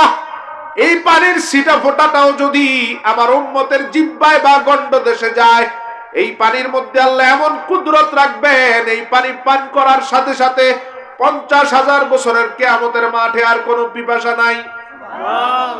কেন পিপাসা নাই খেয়াল করছেন? সূর্য কতটুকু পড়ে? পিপাসা তো বেশি থাকার কথা, ঠিক কিনা? কিন্তু নবীজি বলেন কোনো পিপাসা নাই। মুহাদ্দিসিনে কেরাম বলেন, আমাদের কষ্ট নবীজি এমন ভাবে দূর করবেন, আর ওই পানির শক্তি এত বেশি থাকবে, সূর্য 1 বিগত কেন, সূর্য আমার আপনার মাথায় লাগলো পানির শক্তির কারণে আর তাপ দিতে পারবে না। কষ্ট আছে না নাই? আছে। কষ্ট আছে না নাই? নাই। দূর করে দিবেন কে? নবীজি। এটাই আল্লাহ বলেন, ইয়াদাউ আনহুম মিসরাহুম ওয়াল আগলাল আল্লাতী কানাত আলাইহিম। সূরা আরাফের 157 নম্বর আয়াতে বলেন, তিনি সেই হাবিব, যেই হাবিব তোমাদের কোনো কষ্ট সহ্য করতে পারেন না, সব দূর করে দেন, সব দূর করে দেন। যেই যেই জায়গাগুলোতে নবীরা চুপ হয়ে যান, সেই জায়গাতেও তিনি চুপ থাকেন না। যেই যেই জায়গাগুলোতে নবীরা একদম নিচের দিকে তাকিয়ে থাকেন, সেই জায়গাতেও তিনি নিচের দিকে তাকান না। আল্লাহর দিকে চেয়ে চেয়ে আবেদন করে উম্মতের কষ্ট দূর করে দেন। 3 নাম্বার হাদিসটার দিকে খেয়াল করেন, এটা বুখারী, মুসলিম এবং মুসনাদে আহমদে এসেছে বর্ধিত অংশ। আল্লাহর হাবিব সাল্লাল্লাহু আলাইহি সাল্লাম বলেন, ওই ময়দান, যে ময়দানে নবীরাও আল্লাহর দিকে তাকানোর সাহস করবে না, সেই বুখারীর বর্ণনা, উম্মতরা গিয়ে আদমকে বলবে, একটু আল্লাহরে বলেন না সূর্যটা দূর করে দেখ, আর কষ্ট সহ্য হয় না। আদম কি জবাব দেয় দেখেন, বুখারী, ইন্না রাব্বী কাদ গাদিবাল ইয়াওমা গাদাবান শাদীদান লাম ইয়াগদাব মিসলাহু ক্বাবলাহু ওয়া লা ইয়াগদাব মিসলাহু বাদা। আদম বলবেন, এমন রাগ আল্লাহর আগেও দেখি নাই, পরেও দেখব না। এমন কঠিন রাগান্বিত অবস্থায় আল্লাহর সাথে আমি কথা বলতে পারবো না। কথা তো দূরে থাক, আল্লাহর দিকে তাকাইতেও পারবো না। এই কথা বলে আদম তাকাবেন নিচের দিকে। কোন দিকে? নিচের দিকে। খেয়াল করেন, কথা বলতে পারতেছে? আল্লাহর সাথে কথা বলবে না, কথাও বলবে না, তাকাবেও না, নিচের দিকে তাকাবে। আদম বলবেন, নূহের কাছে গিয়ে দেখো তিনি কথা বলতে পারেন কিনা। নূহ আলাইহিস সালামের কাছে সবাই আসবে, নূহ বলবে, এমন রাগান্বিত অবস্থা, একই কথা বলবে, এমন রাগান্বিত অবস্থা, আমি আল্লাহর সাথে কথা বলতে পারবো না, তাকাতেও পারবো না। নিচের দিকে তাকাবেন, নূহ বলবেন, ইব্রাহিমের কাছে যাও। উম্মত ইব্রাহিমের কাছে এসে বলবে, ইব্রাহিম আলাইহিস সালামের কাছে এসে বলবে, একটু আল্লাহরে বলেন সূর্য দূর করে দেখ। বুখারীর হাদিস। ইব্রাহিম আলাইহিস সালাম বলবেন, এমন রাগান্বিত অবস্থায় আল্লাহর সাথে কথাও বলতে পারবো না, তাকাতেও পারবো না, নিচের দিকে তাকায় থাকবেন। এক নবীর পর এক নবীর কাছে দৌড়াচ্ছেন উম্মত, কোন নবী একটু কথা বলতে রাজি হন না, তাকাইতেও চান না। সর্বশেষ আমাদের হাবিবের কাছে যখন উম্মতটা আসবে, এসে বলবে একটু আল্লাহরে বলেন, রাসূলুল্লাহ বলেন কোন নবী উপরের দিকে তাকায় নাই, উম্মত আমারে বলার সাথে সাথে আমি উপরের দিকে তাকালাম। আরো আস্তে করছে, এই মিয়া বুঝেন না, কিছু বুঝেন না, কি খেলা চলতেছে দেখেন, কি কঠিন ময়দান। রাসূলুল্লাহ বলেছেন দুনিয়ার কষ্টের থেকে কবরের কষ্ট বেশি, কবরের কষ্ট থেকে হাসরের কষ্ট, হাসরের কষ্ট থেকে জাহান্নামের কষ্ট আরো এক স্টেপ থেকে আরেক স্টেপ, কষ্ট বাড়বে না কমবে? আপনি দুনিয়ার কষ্ট দেখে মনে করেন আরে আল্লাহ আমার উঠাই নেয় না কেন, নিবে কই, খেয়াল আছে? যেখানে নিবে এখানে কষ্ট বেশি না কম? বেশি। ওই জায়গা থেকে হাসরে আরো এই রকম কষ্টের ময়দানে আল্লাহর হাবিব বলেন কোন নবী আল্লাহর দিকে তাকানোর সাহস করবে না, কিন্তু উম্মতের কষ্টের কারণে আমি নবী মাথা উত্তোলন করে আল্লাহর দিকে তাকাবো। এই তাকানোর পরে প্রশান্তিটা আরো বেশি হয়ে যাবে। মুসনাদ আহমদের বর্ণনা, নবীজি বলেন সব নবী এবং উম্মত পুরা মাঠটা নিচের দিকে তাকিয়ে আছে, একমাত্র ব্যতিক্রম হয়ে আমি আল্লাহর দিকে যখন নজর করব, নজর করে দেখব আমি তাকিয়ে আছি আল্লাহর দিকে, আল্লাহ তাকিয়ে আছেন আমার দিকে। কি মহান শানের অধিকারী করবেন আল্লাহ রাব্বুল আলামিন হাবিবকে। রাসূলুল্লাহ বলেন এভাবে আল্লাহর দিকে তাকায় থাকবো, আল্লাহ আমার দিকে তাকায় থাকবেন। ইস্তাশারানি বি রাব্বি কাইফা আফআলু বিহিম, মুসনাদ আহমদের সহিহ হাদিস, বুখারী মুসলিমের শর্তে সহিহ বর্ণনা।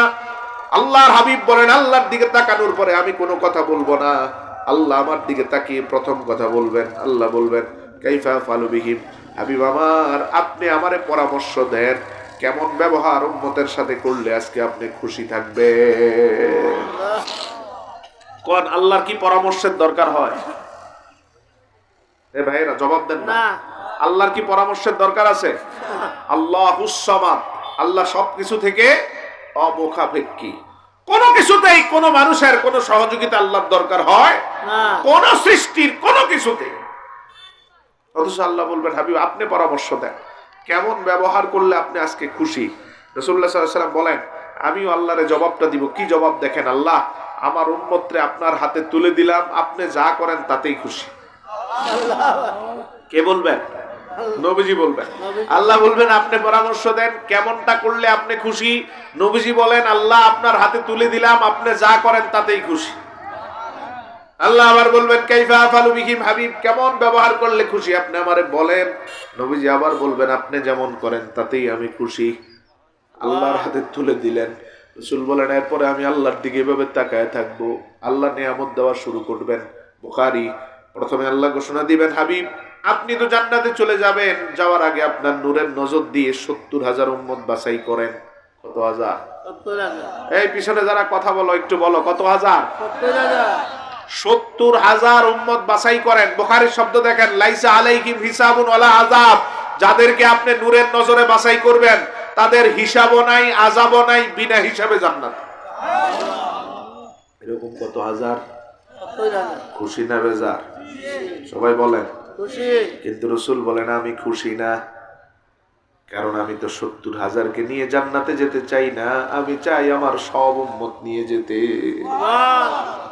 আরে ওই ময়দান, যেই ময়দানে কোন নবী উপরেও তাকাতে পারে না, ওই ময়দানে আল্লাহর হাবিব এমনটা করবেন।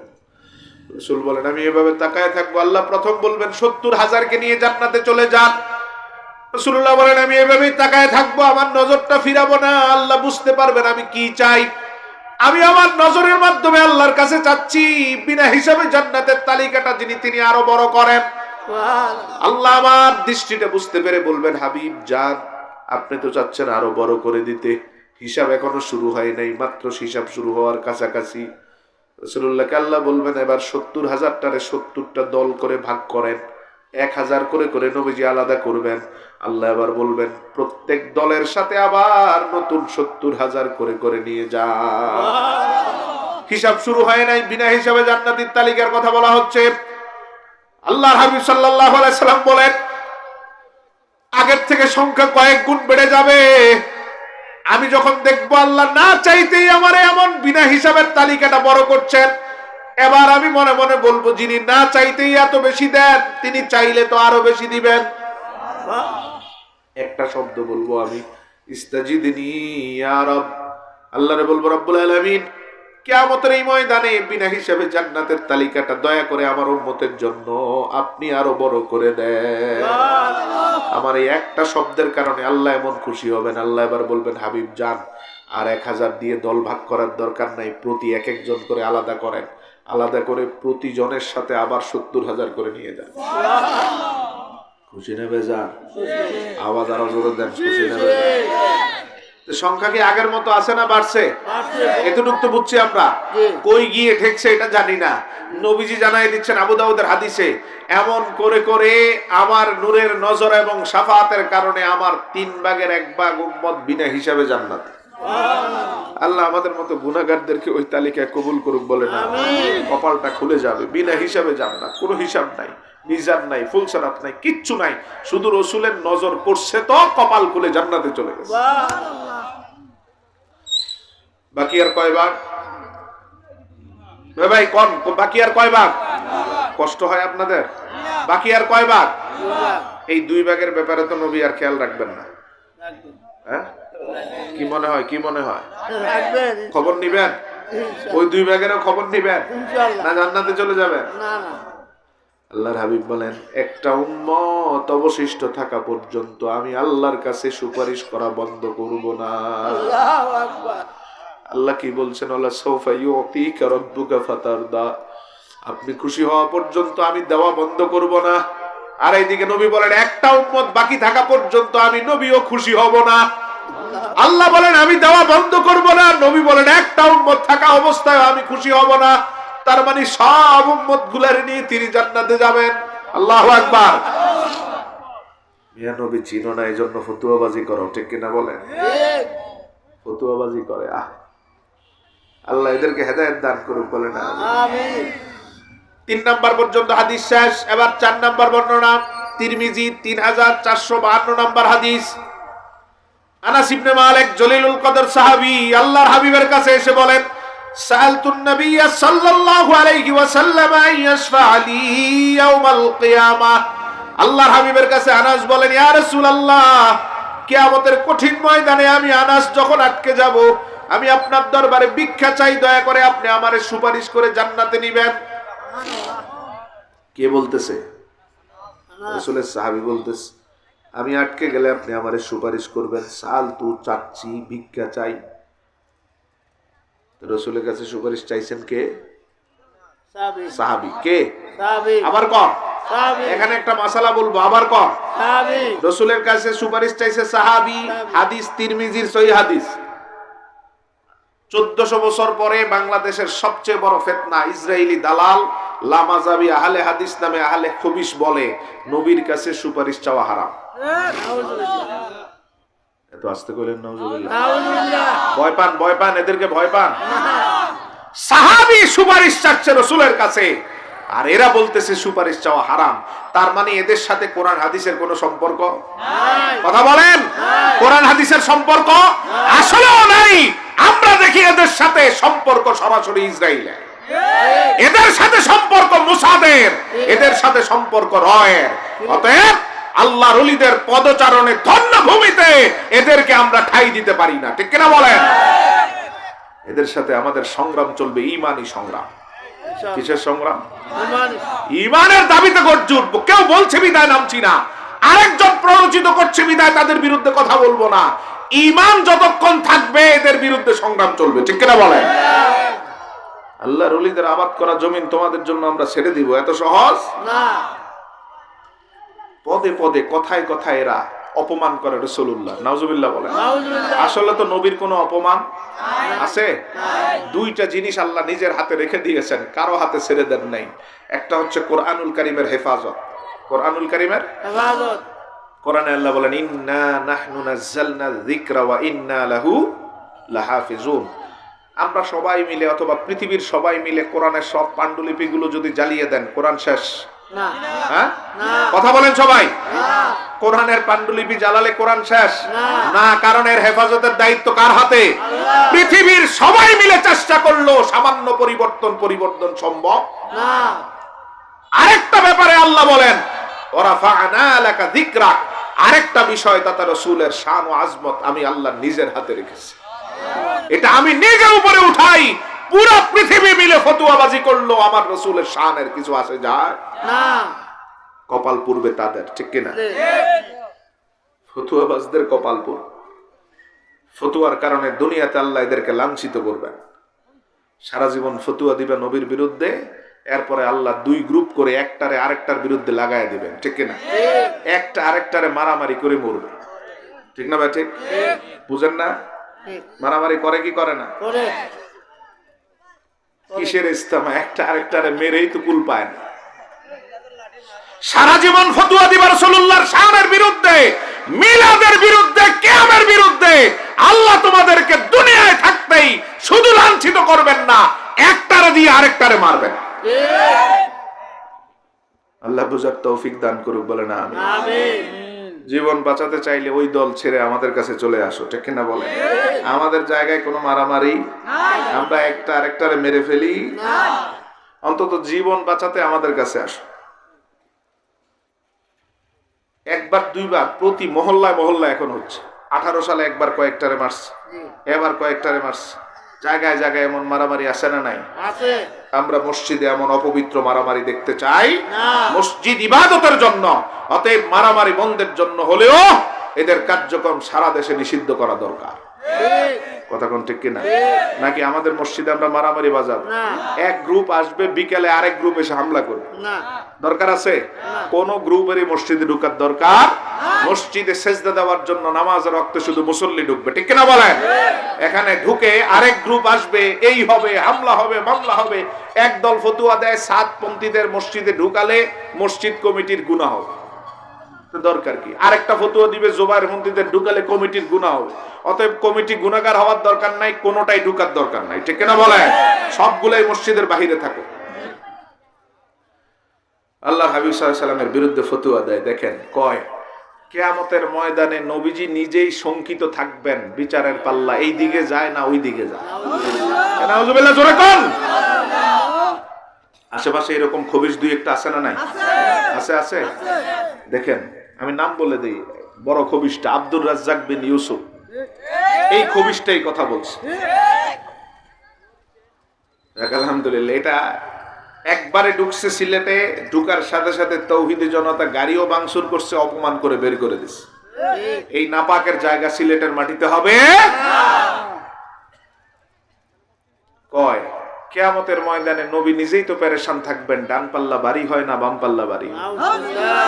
আমি বুখারী মুসলিমের হাদিসের আলোকে আপনাদের কাছে বলে দিছি, রাসূল কি হিসাবের মুখামুখি হবেন? আল্লাহ কি বলবেন আগে? হাবিব আপনি তো জান।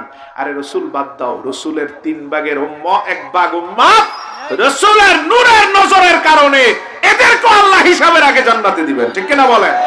সেখানে ইসরায়েলের দালালরা মনে করে নবীজি নাকি হিসাবে আটকা পড়বে। নাউজুবিল্লাহ, জোরে বলেন। আবার ফতোয়া দেয় নবীর কাছে সুপারিশ চাওয়া হারাম। আনাস ইবনে মালিক এসে বলেন, ইয়া রাসূলুল্লাহ আপনার কাছে সুপারিশ ভিক্ষা চাই। আল্লাহু আকবার। আল্লাহর হাবিব বলেন, আনা ফাইল রে আনাস, শুধু তোমার জন্য নয় আমার সব উম্মতের জন্য সুপারিশ করব। একটা উম্মতকেও আমি রাসূল ভুলে যাব না, সবার জন্যই আমি আমার স্মরণে আল্লাহর দরবারে সুপারিশ রাখবো।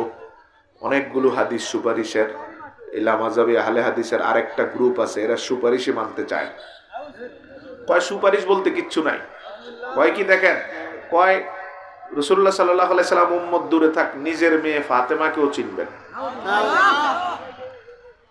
শুনছেন? ইউটিউব দেখে শিওর হয়ে নিয়ে প্রত্যেকটা বক্তব্য আছে খবিশদের, গুমটাওয়ালাদের।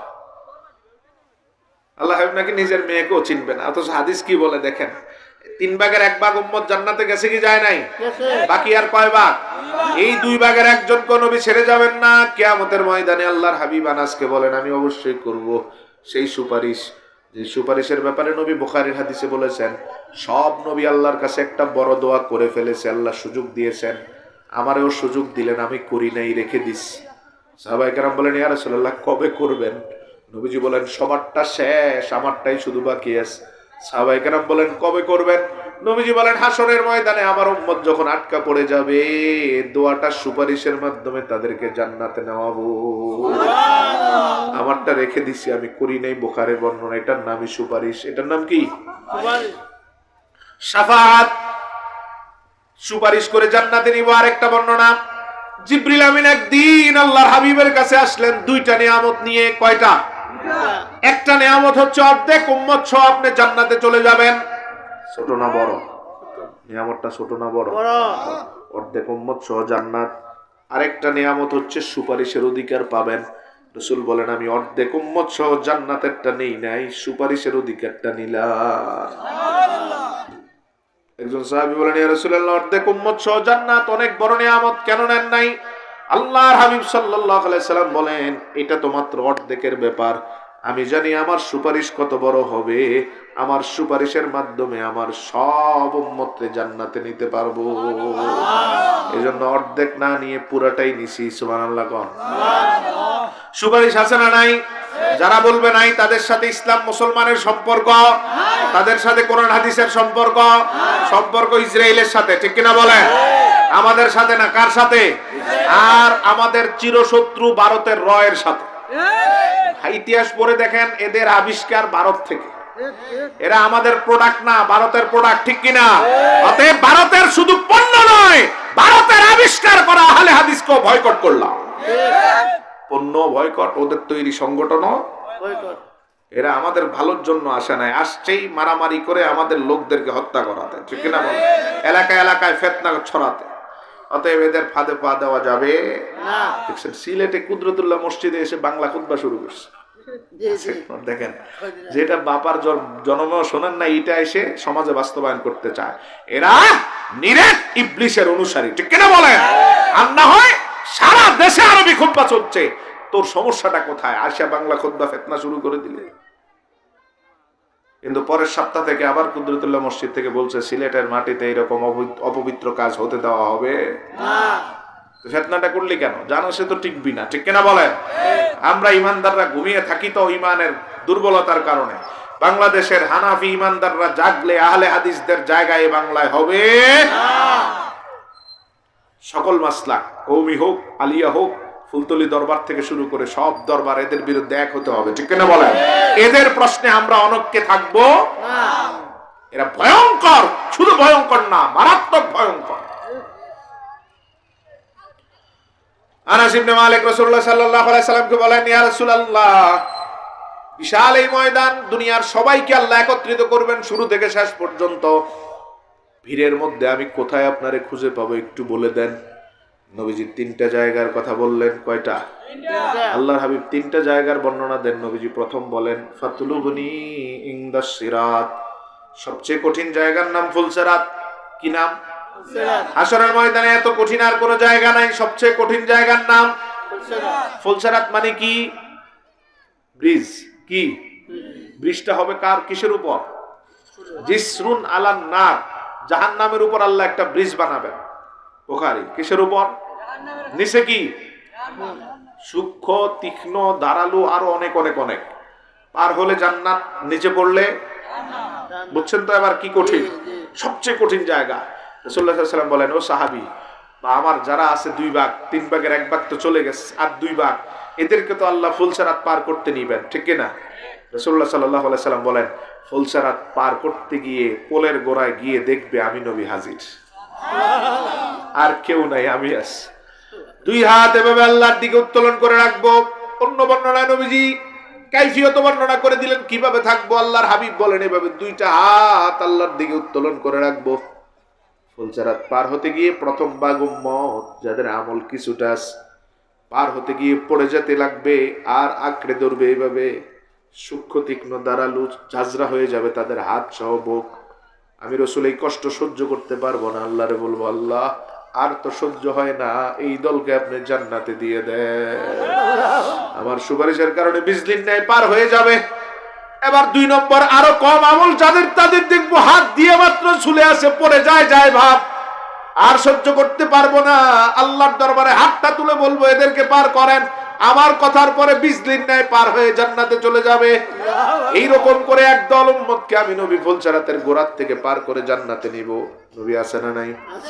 আছে না নাই? এরপরে আনাস রে বলে ফাতলুবনি ইনদাল মিজান, 2 নাম্বার কঠিন জায়গার নাম মিজান। কি না? মিজান মানে কি? মিজান মানে কি? পাপ বুদ্ধি নেকের পাপের পাল্লায় ওজন করে আল্লাহ দেখবেন কার আমল কতটুকু। এটার নাম কি? মিজান।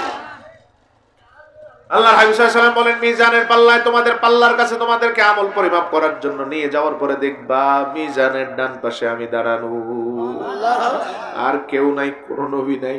কারণ আমি আমার উম্মতের মাথার উপর কষ্ট সহ্য করতে পারি। আল্লাহ বলেন আয়াদাউ আনহুম মিসরাহুম আল আগলাল আল্লাতী কানাত আলাইহিম, তিনি তোমাদের মাথার উপরে কোনো কষ্ট রাখবেন না, না দুনিয়ায়, না কবরে, না হাসরে। আল্লাহু আকবার। তিনি সেই রাসূল, এত রহমতের রাসূল, রাহমাতুল লিল আলামিন, যেই রাহমাতুল লিল আলামিন উম্মতের একটু কষ্ট সহ্য করতে পারেন না। আল্লাহর হাবিব বলেন মিজানের পাশে আমি দাঁড়ানো। কেন দাঁড়িয়ে থাকবো? রাসূলুল্লাহ বলেন মিজানের পাশে এজন্য দাঁড়িয়ে থাকবো যাতে মিজান যাদের বরাবর হয়ে যায় তাদের ব্যাপারে আল্লাহর কাছে যাতে জান্নাতে নিয়ে প্রার্থনা করে নিতে পারি। কারণ নবীজি বলছেন যাদের মিজান বরাবর তারা আল্লাহর ইচ্ছায় থাকবে। আল্লাহ চাইলে জান্নাত দিতে পারেন, জাহান্নাম দিতে পারেন। এই সুযোগের মাঝখানে আমি আল্লাহরে বলবো আল্লাহ যাদের মিজান বরাবর তাদেরকে জান্নাতে দেন, দিয়ে দিবেন না। যাদের মিজান একটু হালকা হয়ে যাবে আল্লাহর হাবিব বলেন তাদের ব্যাপারেও বলবো আল্লাহ এরা তো জাহান্নামে চলে যাচ্ছে, আমার উম্মত দয়া করে জান্নাতে দেন, এখান থেকে জান্নাত। সুবহানাল্লাহ। ফুলছারাত থেকে এক দলকে নিলাম জান্নাতে, মিজানের গোড়ার থেকে আরেক দল জান্নাতে। নবী আছে না নাই? ওয়াহাবীরা খুঁজে পায় না, ঠিক কি না? আল্লাহ এদেরকে খোঁজার মতো চোখ দান করে, বলেন আমিন। নবী আছে না নাই? আছে। আনাস ইবনে মালিক নবী বললেন মিজানের গোড়ায় আমারে পাবা, ফুলছারাতের গোড়ায় আমারে পাবা। হাউজে কাউসারের পানি তো আমি নবী নিজেই দিব, ওই জায়গায় আমি আছি। এক কথায় নবী বুঝাই দিলেন রে আনাস, খুঁজে বের করতে হবে না আমারে, বরং উম্মত যেখানে বিপদে পড়বে আমি নবী ঠিক সেখানে হাজির। উম্মতের বিপদ যেখানে নবী থাকবেন সেখানে। ওই যে কষ্ট দূর করবেন, কষ্ট দেখতে পারেন না, সহ্য করতে পারেন না। আল্লাহ বলেন ইয়াদাউ আনহুম ইসরাহুম আল আগলাল আল্লাতী কানাত আলাইহিম, তিনি এত বড় রহমতের অধিকারী নবী যিনি উম্মতের মাথার উপরে কষ্ট রাখেন না। আল্লাহর হাবিব সাল্লাল্লাহু আলাইহি সাল্লাম বুঝাই দিলেন হাসরের ময়দানে এক দলকে ফুলছারাত থেকে আরেক দলকে মিজান থেকে জান্নাতে নিব। সুবহানাল্লাহ। জান্নাতের এই ধারা চলতেই থাকবে। একটা সময় গিয়ে নবী দেখবেন অধিকাংশই জান্নাতে চলে গেছে, বাকি শুধু জাহান্নামীরা। ওই যে ফুলছারাত যারা পার হতে পারে না, ফুলছারাত যারা পড়ছে কই? পড়ছে কই? বুঝেন না? ফুলছারাত পার হতে পারে না, নিচে পড়ছে, মানে কই পড়ছে? কারা এরা? এরা কারা? ধরেন ফুলছারাত কারা পার হতে পারবে না? আমার সাথে বলেন। 1 নাম্বার সুদখোর। কয় না? এর মধ্যে আছেন? হ্যাঁ, 1 নাম্বার কারা? জোরে বলতে হবে, জোরে বলতে হবে। আমি আরো ক্লিয়ার করে বলি, ফিক্স ডিপোজিট ওয়ালারা, এফডিআর ওয়ালারা, জীবন মরণ বীমার সাথে জড়িত যারা, তারা, স্টক এক্সচেঞ্জে যারা ব্যবসা করে তারা, ঠিক কিনা? এদের প্রত্যেকটাই সুদের সাথে জড়িত। ঠিক কোন খায় কে? এই যে মাহফিলে কোন ঠিক ঠিক খায় কে? এরাই তো ঘুরে ফিরে এরা না। আল্লাহ আমাদেরকে হেফাজত করুক, বলে না আমিন। ফুলছারাত তারা পার হতে পারবে না ভাই। রাসূলুল্লাহ ভয়ঙ্কর কথা বলছেন। ৭৩টা গুনার মধ্যে সর্বনিম্ন হচ্ছে মায়ের সাথে জিনা করা, সর্বোচ্চ হচ্ছে আল্লাহর সামনে দাঁড়িয়ে আল্লাহর বিরুদ্ধে তরবারি ধরা। কল্পনা করতে পারেন? আল্লাহর সামনে দাঁড়িয়ে আছেন, আপনি তরবারি ধরলেন আল্লাহর বিরুদ্ধে। নাউজুবিল্লাহ কর। এর থেকে আর কি নির্মমতা হতে পারে? আল্লাহর সামনে আল্লাহর বিরুদ্ধে তরবারি নিয়ে দাঁড়ানো। আল্লাহ দিয়ে বলবেন আমার বিরুদ্ধে যুদ্ধ কর। একটু কল্পনা করেন, আল্লাহর বিরুদ্ধে তরবারি নিয়ে আপনি দাঁড়িয়ে আছেন হাসরের মাঠে, যেই মাঠে আল্লাহর রহমত লাগবে, ঠিক না? ওই মাঠে তরবারি নিয়ে আপনি আল্লাহর সামনে দাঁড়ান। আর সর্বনিম্নটা হচ্ছে মায়ের সাথে জিনা করা। মাঝখানে আছে ৭১টা। কয়টা? ৭৩টার মধ্যে সবচেয়ে বড়টা হচ্ছে আল্লাহর সামনে তরবারি নিয়ে দাঁড়ানো, ছোটটা হচ্ছে মায়ের সাথে জিনা করা। মাঝখানে আছে না? এই দুইটা দিয়ে চিন্তা করে নেন মাঝখানে কি কি আছে। অতএব জেনে শুনে সুদের একটা পয়সাও কোনো ইমানদার খেতে পারে না। মাঝখানে একটা হচ্ছে ফুলসারাত পার হতে পারবে না, ওই ৭৩টার মাঝখানে ফুলসারাত পার হতে। ২ নাম্বার গোশখোর, ২ নাম্বার গোশ খাননি, হ্যাঁ খান না। আমি একটা স্মার্ট গোশের কথা বলি, দেখবেন অধিকাংশই খাই, হেফাজতের জন্য বলছি। গোশখোর মানে কি? অফিসে ফাইল ঠেকিয়ে যারা গোশ খায় শুধু তারা না, যারা চা খেয়ে নিজের বিবেকের বিরুদ্ধে অন্যায়কারীকে ভোট দেয় তারাও গোশখোর। কথা কন, খান না? নির্বাচনের আগে ৫০০ টাকায় মাথা বিক্রি হয় না? কথা কয় না। প্রত্যেকের ঘরে যায় না টাকা? ঘৃণা ভরে প্রত্যাখ্যান করতে পারেন না? টাকাটা তো নিয়ে নেন। যতজন ভোট উপলক্ষে টাকা গ্রহণ করেন প্রত্যেকটাই ঘুষখোর। কয় রেখে দেন। আরে আপনি ঘৃণা ভরে বলবেন তোর টাকা তোর কাছে থাক, আমি আমার বিবেক বিক্রি করব? টাকা দিতে হবে কেন আমারে? আমি আমার নেতা নির্বাচন করব ৫ বছরের জন্য, তুই আমারে টাকা দিতে হবে কেন? ঠিক কিনা? যে আমার সার্ভিস ভালো দিবে আমি বিবেক দিয়ে বিশ্লেষণ করব, চিন্তা ভাবনা করব, ভোটের দিন আমার আমানতটা তার পক্ষেই দিব। এটার জন্য আবার টাকা, চা, বিস্কিট, বিরিয়ানি দরকার কি? দরকার ওই যে পরিবর্তন নষ্ট হয়ে গেছে, এরাও জানে টাকা যে এইদিকে ভোট ওইদিকে, ঠিক না? এজন্য সবচেয়ে বড় বড় চোর বাটপার হাজার হাজার কোটি টাকা দেশ থেকে পাচার করে এরা এমপি হয়, এরা এমপি হয়। সালমান এফ রহমানের মতো শয়তান এরা এমপি হয় না? এমপি না শুধু এরা, এদের পরাজয় নাই, ৭ বার ৮ বার করে এরা এমপি, টানা এমপি। তো ভোটটা দেয় কে? আচ্ছা গত ১৫ বছরে না ভোট সরি আগে ভোট হয় নাই, ওই সময় তো তারা এমপি হইত। তার মানে আমাদের মন পরিবর্তন না হলে ততদিন পর্যন্ত, এবং গোশের এই ভয়াবহ চিত্র বন্ধ না করলে কখনো ভালো কিছু আসবে। রাসূল বলছেন, হাদিসটা খেয়াল করেন, এই যে দুর্নীতিবাজরা আমাদের নেতা হয়, এমপি হয় কেন? রাসূল বলেন, জনগণের পাইকারি হারে যখন তাকওয়া নষ্ট হয়ে যায় তখন খারাপ শাসক দিয়ে আমি তাদেরকে শাস্তি দিই। তাহলে খারাপ শাসক যে আমাদের ভাগ্যে জুটে এর জন্য দায়ী ওরা না, আমরা। আমাদের চরিত্র ঠিক হয়ে গেলে আল্লাহ রহমত করে ভালো শাসক দিতেন, ঠিক না? যতদিন আমরা ভালো না হব ততদিন পর্যন্ত আশা করে লাভ নাই। এই যে 15 বছরের একটা চলে গেছে, এখন কি আসছে একবার অনেক ভালো? প্রিন্সিপালদের ধরে ধরে পদত্যাগ করায়, মসজিদের ইমাম দূর করে দেয়, ঠিক না বেঠে? জোর করে যা ইচ্ছা তা করছে। অতএব আল্লাহ যাতে আমাদেরকে পরিবর্তনের মাধ্যমে ভালো শাসক আমাদেরকে জুটিয়ে দেন, বলেন আমিন। তো গোশখোর জান্নাতে যাবে? মা বাবার অবাধ্য সন্তান, মা বাবাকে কষ্টে গ্রামে রেখে ঝগড়া করে যে বউ নিয়ে শহরে ফ্ল্যাটে থাকে, ওইটা ফুলসারাত পার হতে পারবে না, ঠিক না বলেন? হ্যাঁ, মা বাবাকে সমঝোতার মাধ্যমে, মা বাবাই বলছে বাবা তুমি শহরে চাকরি করো, বউ ওইখানে নিয়ে রাখ, ওইটা ভিন্ন কথা। ঝগড়া করে মা বাবার কাছ থেকে দূরে সরে যাওয়া লোক আছে না নাই? এদের সংখ্যাই বেশি, ঠিক কিনা বলেন? আল্লাহর হাবিব সাল্লাল্লাহু আলাইহি ওয়াসাল্লাম অনেক ভয়ঙ্কর কথা বলেছেন তাদের ব্যাপারে। নবীজি সাল্লাল্লাহু আলাইহি ওয়াসাল্লাম অনেক ভয়ঙ্কর কথা বলে তাদের শাস্তির কথা বলেছেন তারা কিয়ামতের আগে তো অনেক শাস্তি পাবে, এমনকি মৃত্যুর সময় তাদেরকে আল্লাহ বাণী নিয়ে কালিমা নিয়ে মরার সুযোগ দিবেন না, এত কঠিন। তাহলে ঘুষখোর যাবে না, সুদখোর যাবে না, মা বাবার অবাধ্য সন্তান বেনামাজি এরা কেউ যেতে পারবে না, এরা কেউ যেতে পারবে? এরা যাবে কই? জাহান্নামে। আল্লাহর হাবিবের রহমতের চিত্র দেখেন, নবীজি বলেন এদেরকেও আমি নবী ভুলবো না। জাহান্নামীরা জাহান্নামে যখন জ্বলতে থাকবে তাদেরকে বের করার জন্য আমি নবী আল্লাহর সামনে সিজদায় পড়ে থাকবো। আল্লাহ বলবেন ইরফা রাসাকা ইয়া মুহাম্মদ সালতুতা ওয়াশফা তুশাফা ওয়া কুল তুসমা হাবিব আমার। মাথা নামিয়ে রাখার দরকার নাই, মাথাটা উঠিয়ে আমার কাছে বলেন কি চান আপনার মনে কি? রাসূল বলবেন উম্মতি উম্মতি। পুরা ময়দান বলবে নাফসি নাফসি, ব্যতিক্রম বলবেন নবীজি। নবীজি বলবেন আমার একটু চাওয়া নাই, আমি চাই আমার জাহান্নামী উম্মত গুলারে বের করেন। আল্লাহ সুবহানাহু ওয়া তাআলা বুখারীর বর্ণনায় নবী বলেন ফায়াহুদ্দুলি হাদ্দান, আল্লাহর হাবিবের ইচ্ছা অনুযায়ী সীমানা দিয়ে দিবেন আর বলবেন এই সীমার ভিতরে নবীর যত উম্মত পাও রাসূলের সুপারিশের কারণে এই মুহূর্তে জান্নাতে নিয়ে যাও। সুবহানাল্লাহ, আস্তে কথা। জাহান্নামীদের বের করছেন নবীজি কিভাবে দেখেন, একজনও ভুলেন না। রাসূল বলেন আমি আবার তাকায় দেখবো সবাই বের হয় নাই, আরেকটা সেজদা দিব। সুবহানাল্লাহ। সবাই তো বের হয় নাই। আল্লাহ রাব্বুল আলামিন বলবেন ইরফা রাসাকা ইয়া মুহাম্মদ সাল তুতা ওয়াশফা তুশাফা ওয়া কুল তুসমা। হাবিব আমার মাথা উঠিয়ে আমার কাছে বলেন কি চাওয়া লাগবে আপনার, কারণ আমার ওয়াদা আছে ওয়ালা সাউফা ইউতিকা রাব্বুকা ফাতারদা, আপনি যা চাইবেন তা দিব, এটা আমার ওয়াদা।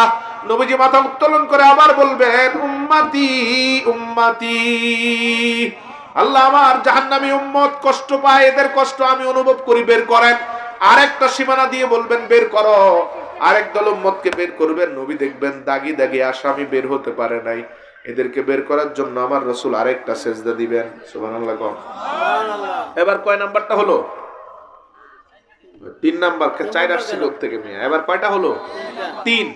এবার আল্লাহ বলবেন হাবিব কয়বার আর মাথা নামাবেন, যান সুযোগ দিয়ে দিচ্ছি। আখরিজ মান ক্বালা লা ইলাহা ইল্লাল্লাহু মুখলিসা, জীবনে একবার যারা লা ইলাহা ইল্লাল্লাহ মন থেকে বলছে তাদের সবাইরে বের করেন। আল্লাহু আকবার। রাসূল বলেন বের করার পরে তাকাবো হাত্তা লা ইয়াবকা ফিন নারি ইল্লা মান হাবাসাহুল কুরআন। এই সুযোগ দেওয়ার পরে আমি এক ঝটকায় আমার উম্মত জাহান্নাম থেকে বের করে তাকাবো। বুখারীর শব্দ, নবীজি বলেন তাকানোর পরে দেখবো আমার আর একটা উম্মত জাহান্নামে নাই, সব বের হয়ে গেছে। এবার শেষ মুসলিমের হাদিস দেখেন, ওই মুসার ওই হাদিসের কাছে আসছি, খেয়াল করেন। আল্লাহ যে বললেন মুহাম্মদ মুস্তাফার উম্মতরে নেওয়া ছাড়া আমি জান্নাতের দরজা কারো জন্য পারমিট করব না। সুবহানাল্লাহ। কাউরে ঢুকতে দিব না যতক্ষণ নবী আর নবীর উম্মত না ঢুকে। আল্লাহর হাবিব সাল্লাল্লাহু আলাইহি সাল্লাম বলেন এতক্ষণ আমি জান্নাতের দরজায় যাই নাই, এই প্রথম জান্নাতের দরজায় গিয়ে দেখবো সবাই দাঁড়ানো, দরজা বন্ধ, দরজা আদম আলাইহিস সালাম গিয়ে নক করছিল, ভিতর থেকে বলল মান আনতা, কে আপনি? আদম বলল আনা আদম, খোলো।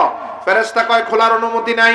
ইব্রাহিম এসে বলল আনা ইব্রাহিম ও খলিলুল্লাহ, ফেরেশতা কয় খোলার অনুমতি নাই। মুসা এসে বলে আনা মুসা কালিমুল্লাহ, ফেরেশতা বলে খোলার অনুমতি নাই। ঈসা এসে বলে আনা ঈসা রূহুল্লাহ, ফেরেশতা বলে খোলার অনুমতি নাই, দরজা খুলছে না। সবাই আরব চত্বরে দাঁড়িয়ে আছে, কারো জন্য দরজাটা খোলা হচ্ছে না। রাসূলুল্লাহ বলেন আমি এতক্ষণ যাই নাই, আমার উম্মত সবাই বের হতে পারে নাই, এখন তো সবাই বের হয়ে গেল, আমি জান্নাতের দরজার কাছে যাব, নক করব, ভিতর থেকে বলবে মান আনতা, কে আপনি? আমি তখন আমার পরিচয় দিয়ে বলবো আনা মুহাম্মাদুর রাসূলুল্লাহ। মুসলিমের হাদিস সাক্ষী, নবীজির নামটা বলার সাথে সাথে দরজাটা খুলে দেওয়া হবে। রাসূলুল্লাহকে খাজেন বলবে কেন খুলি নাই? কারণ আজকের এই ময়দানে আমার আল্লাহ শুরুতেই বলে দিয়েছেন এই ময়দানে জান্নাতের দরজা খোলা হবে শুধু মুহাম্মদ মুস্তাফার জন্য। রাসূল বলেন খোলা হওয়ার পরে আমি আমার উম্মত গুলার নিয়ে জান্নাতে চলে যাব। ওই যে মুসারে আল্লাহ বললেন, এবার মিলায়া দেখেন হাদিসের সাথে, আল্লাহ বলছেন ততক্ষণ পর্যন্ত কাউরে ঢুকতে দিব না যতক্ষণ না মুহাম্মদ মুস্তাফা তার উম্মতরে নিয়ে না যায়। ওমা আরসালনাকা ইল্লা রাহমাতাল লিল আলামিন। এখন নিজের বিবেক দিয়ে চান রাসূলের বিরুদ্ধে ফতোয়া দিবেন না ভালোবাসবেন? এত আস্তে কইলেন, ভালোবাসবো। ফতোয়া না ভালোবাসা? কোন মুফতির ফতোয়া গ্রহণ করব না।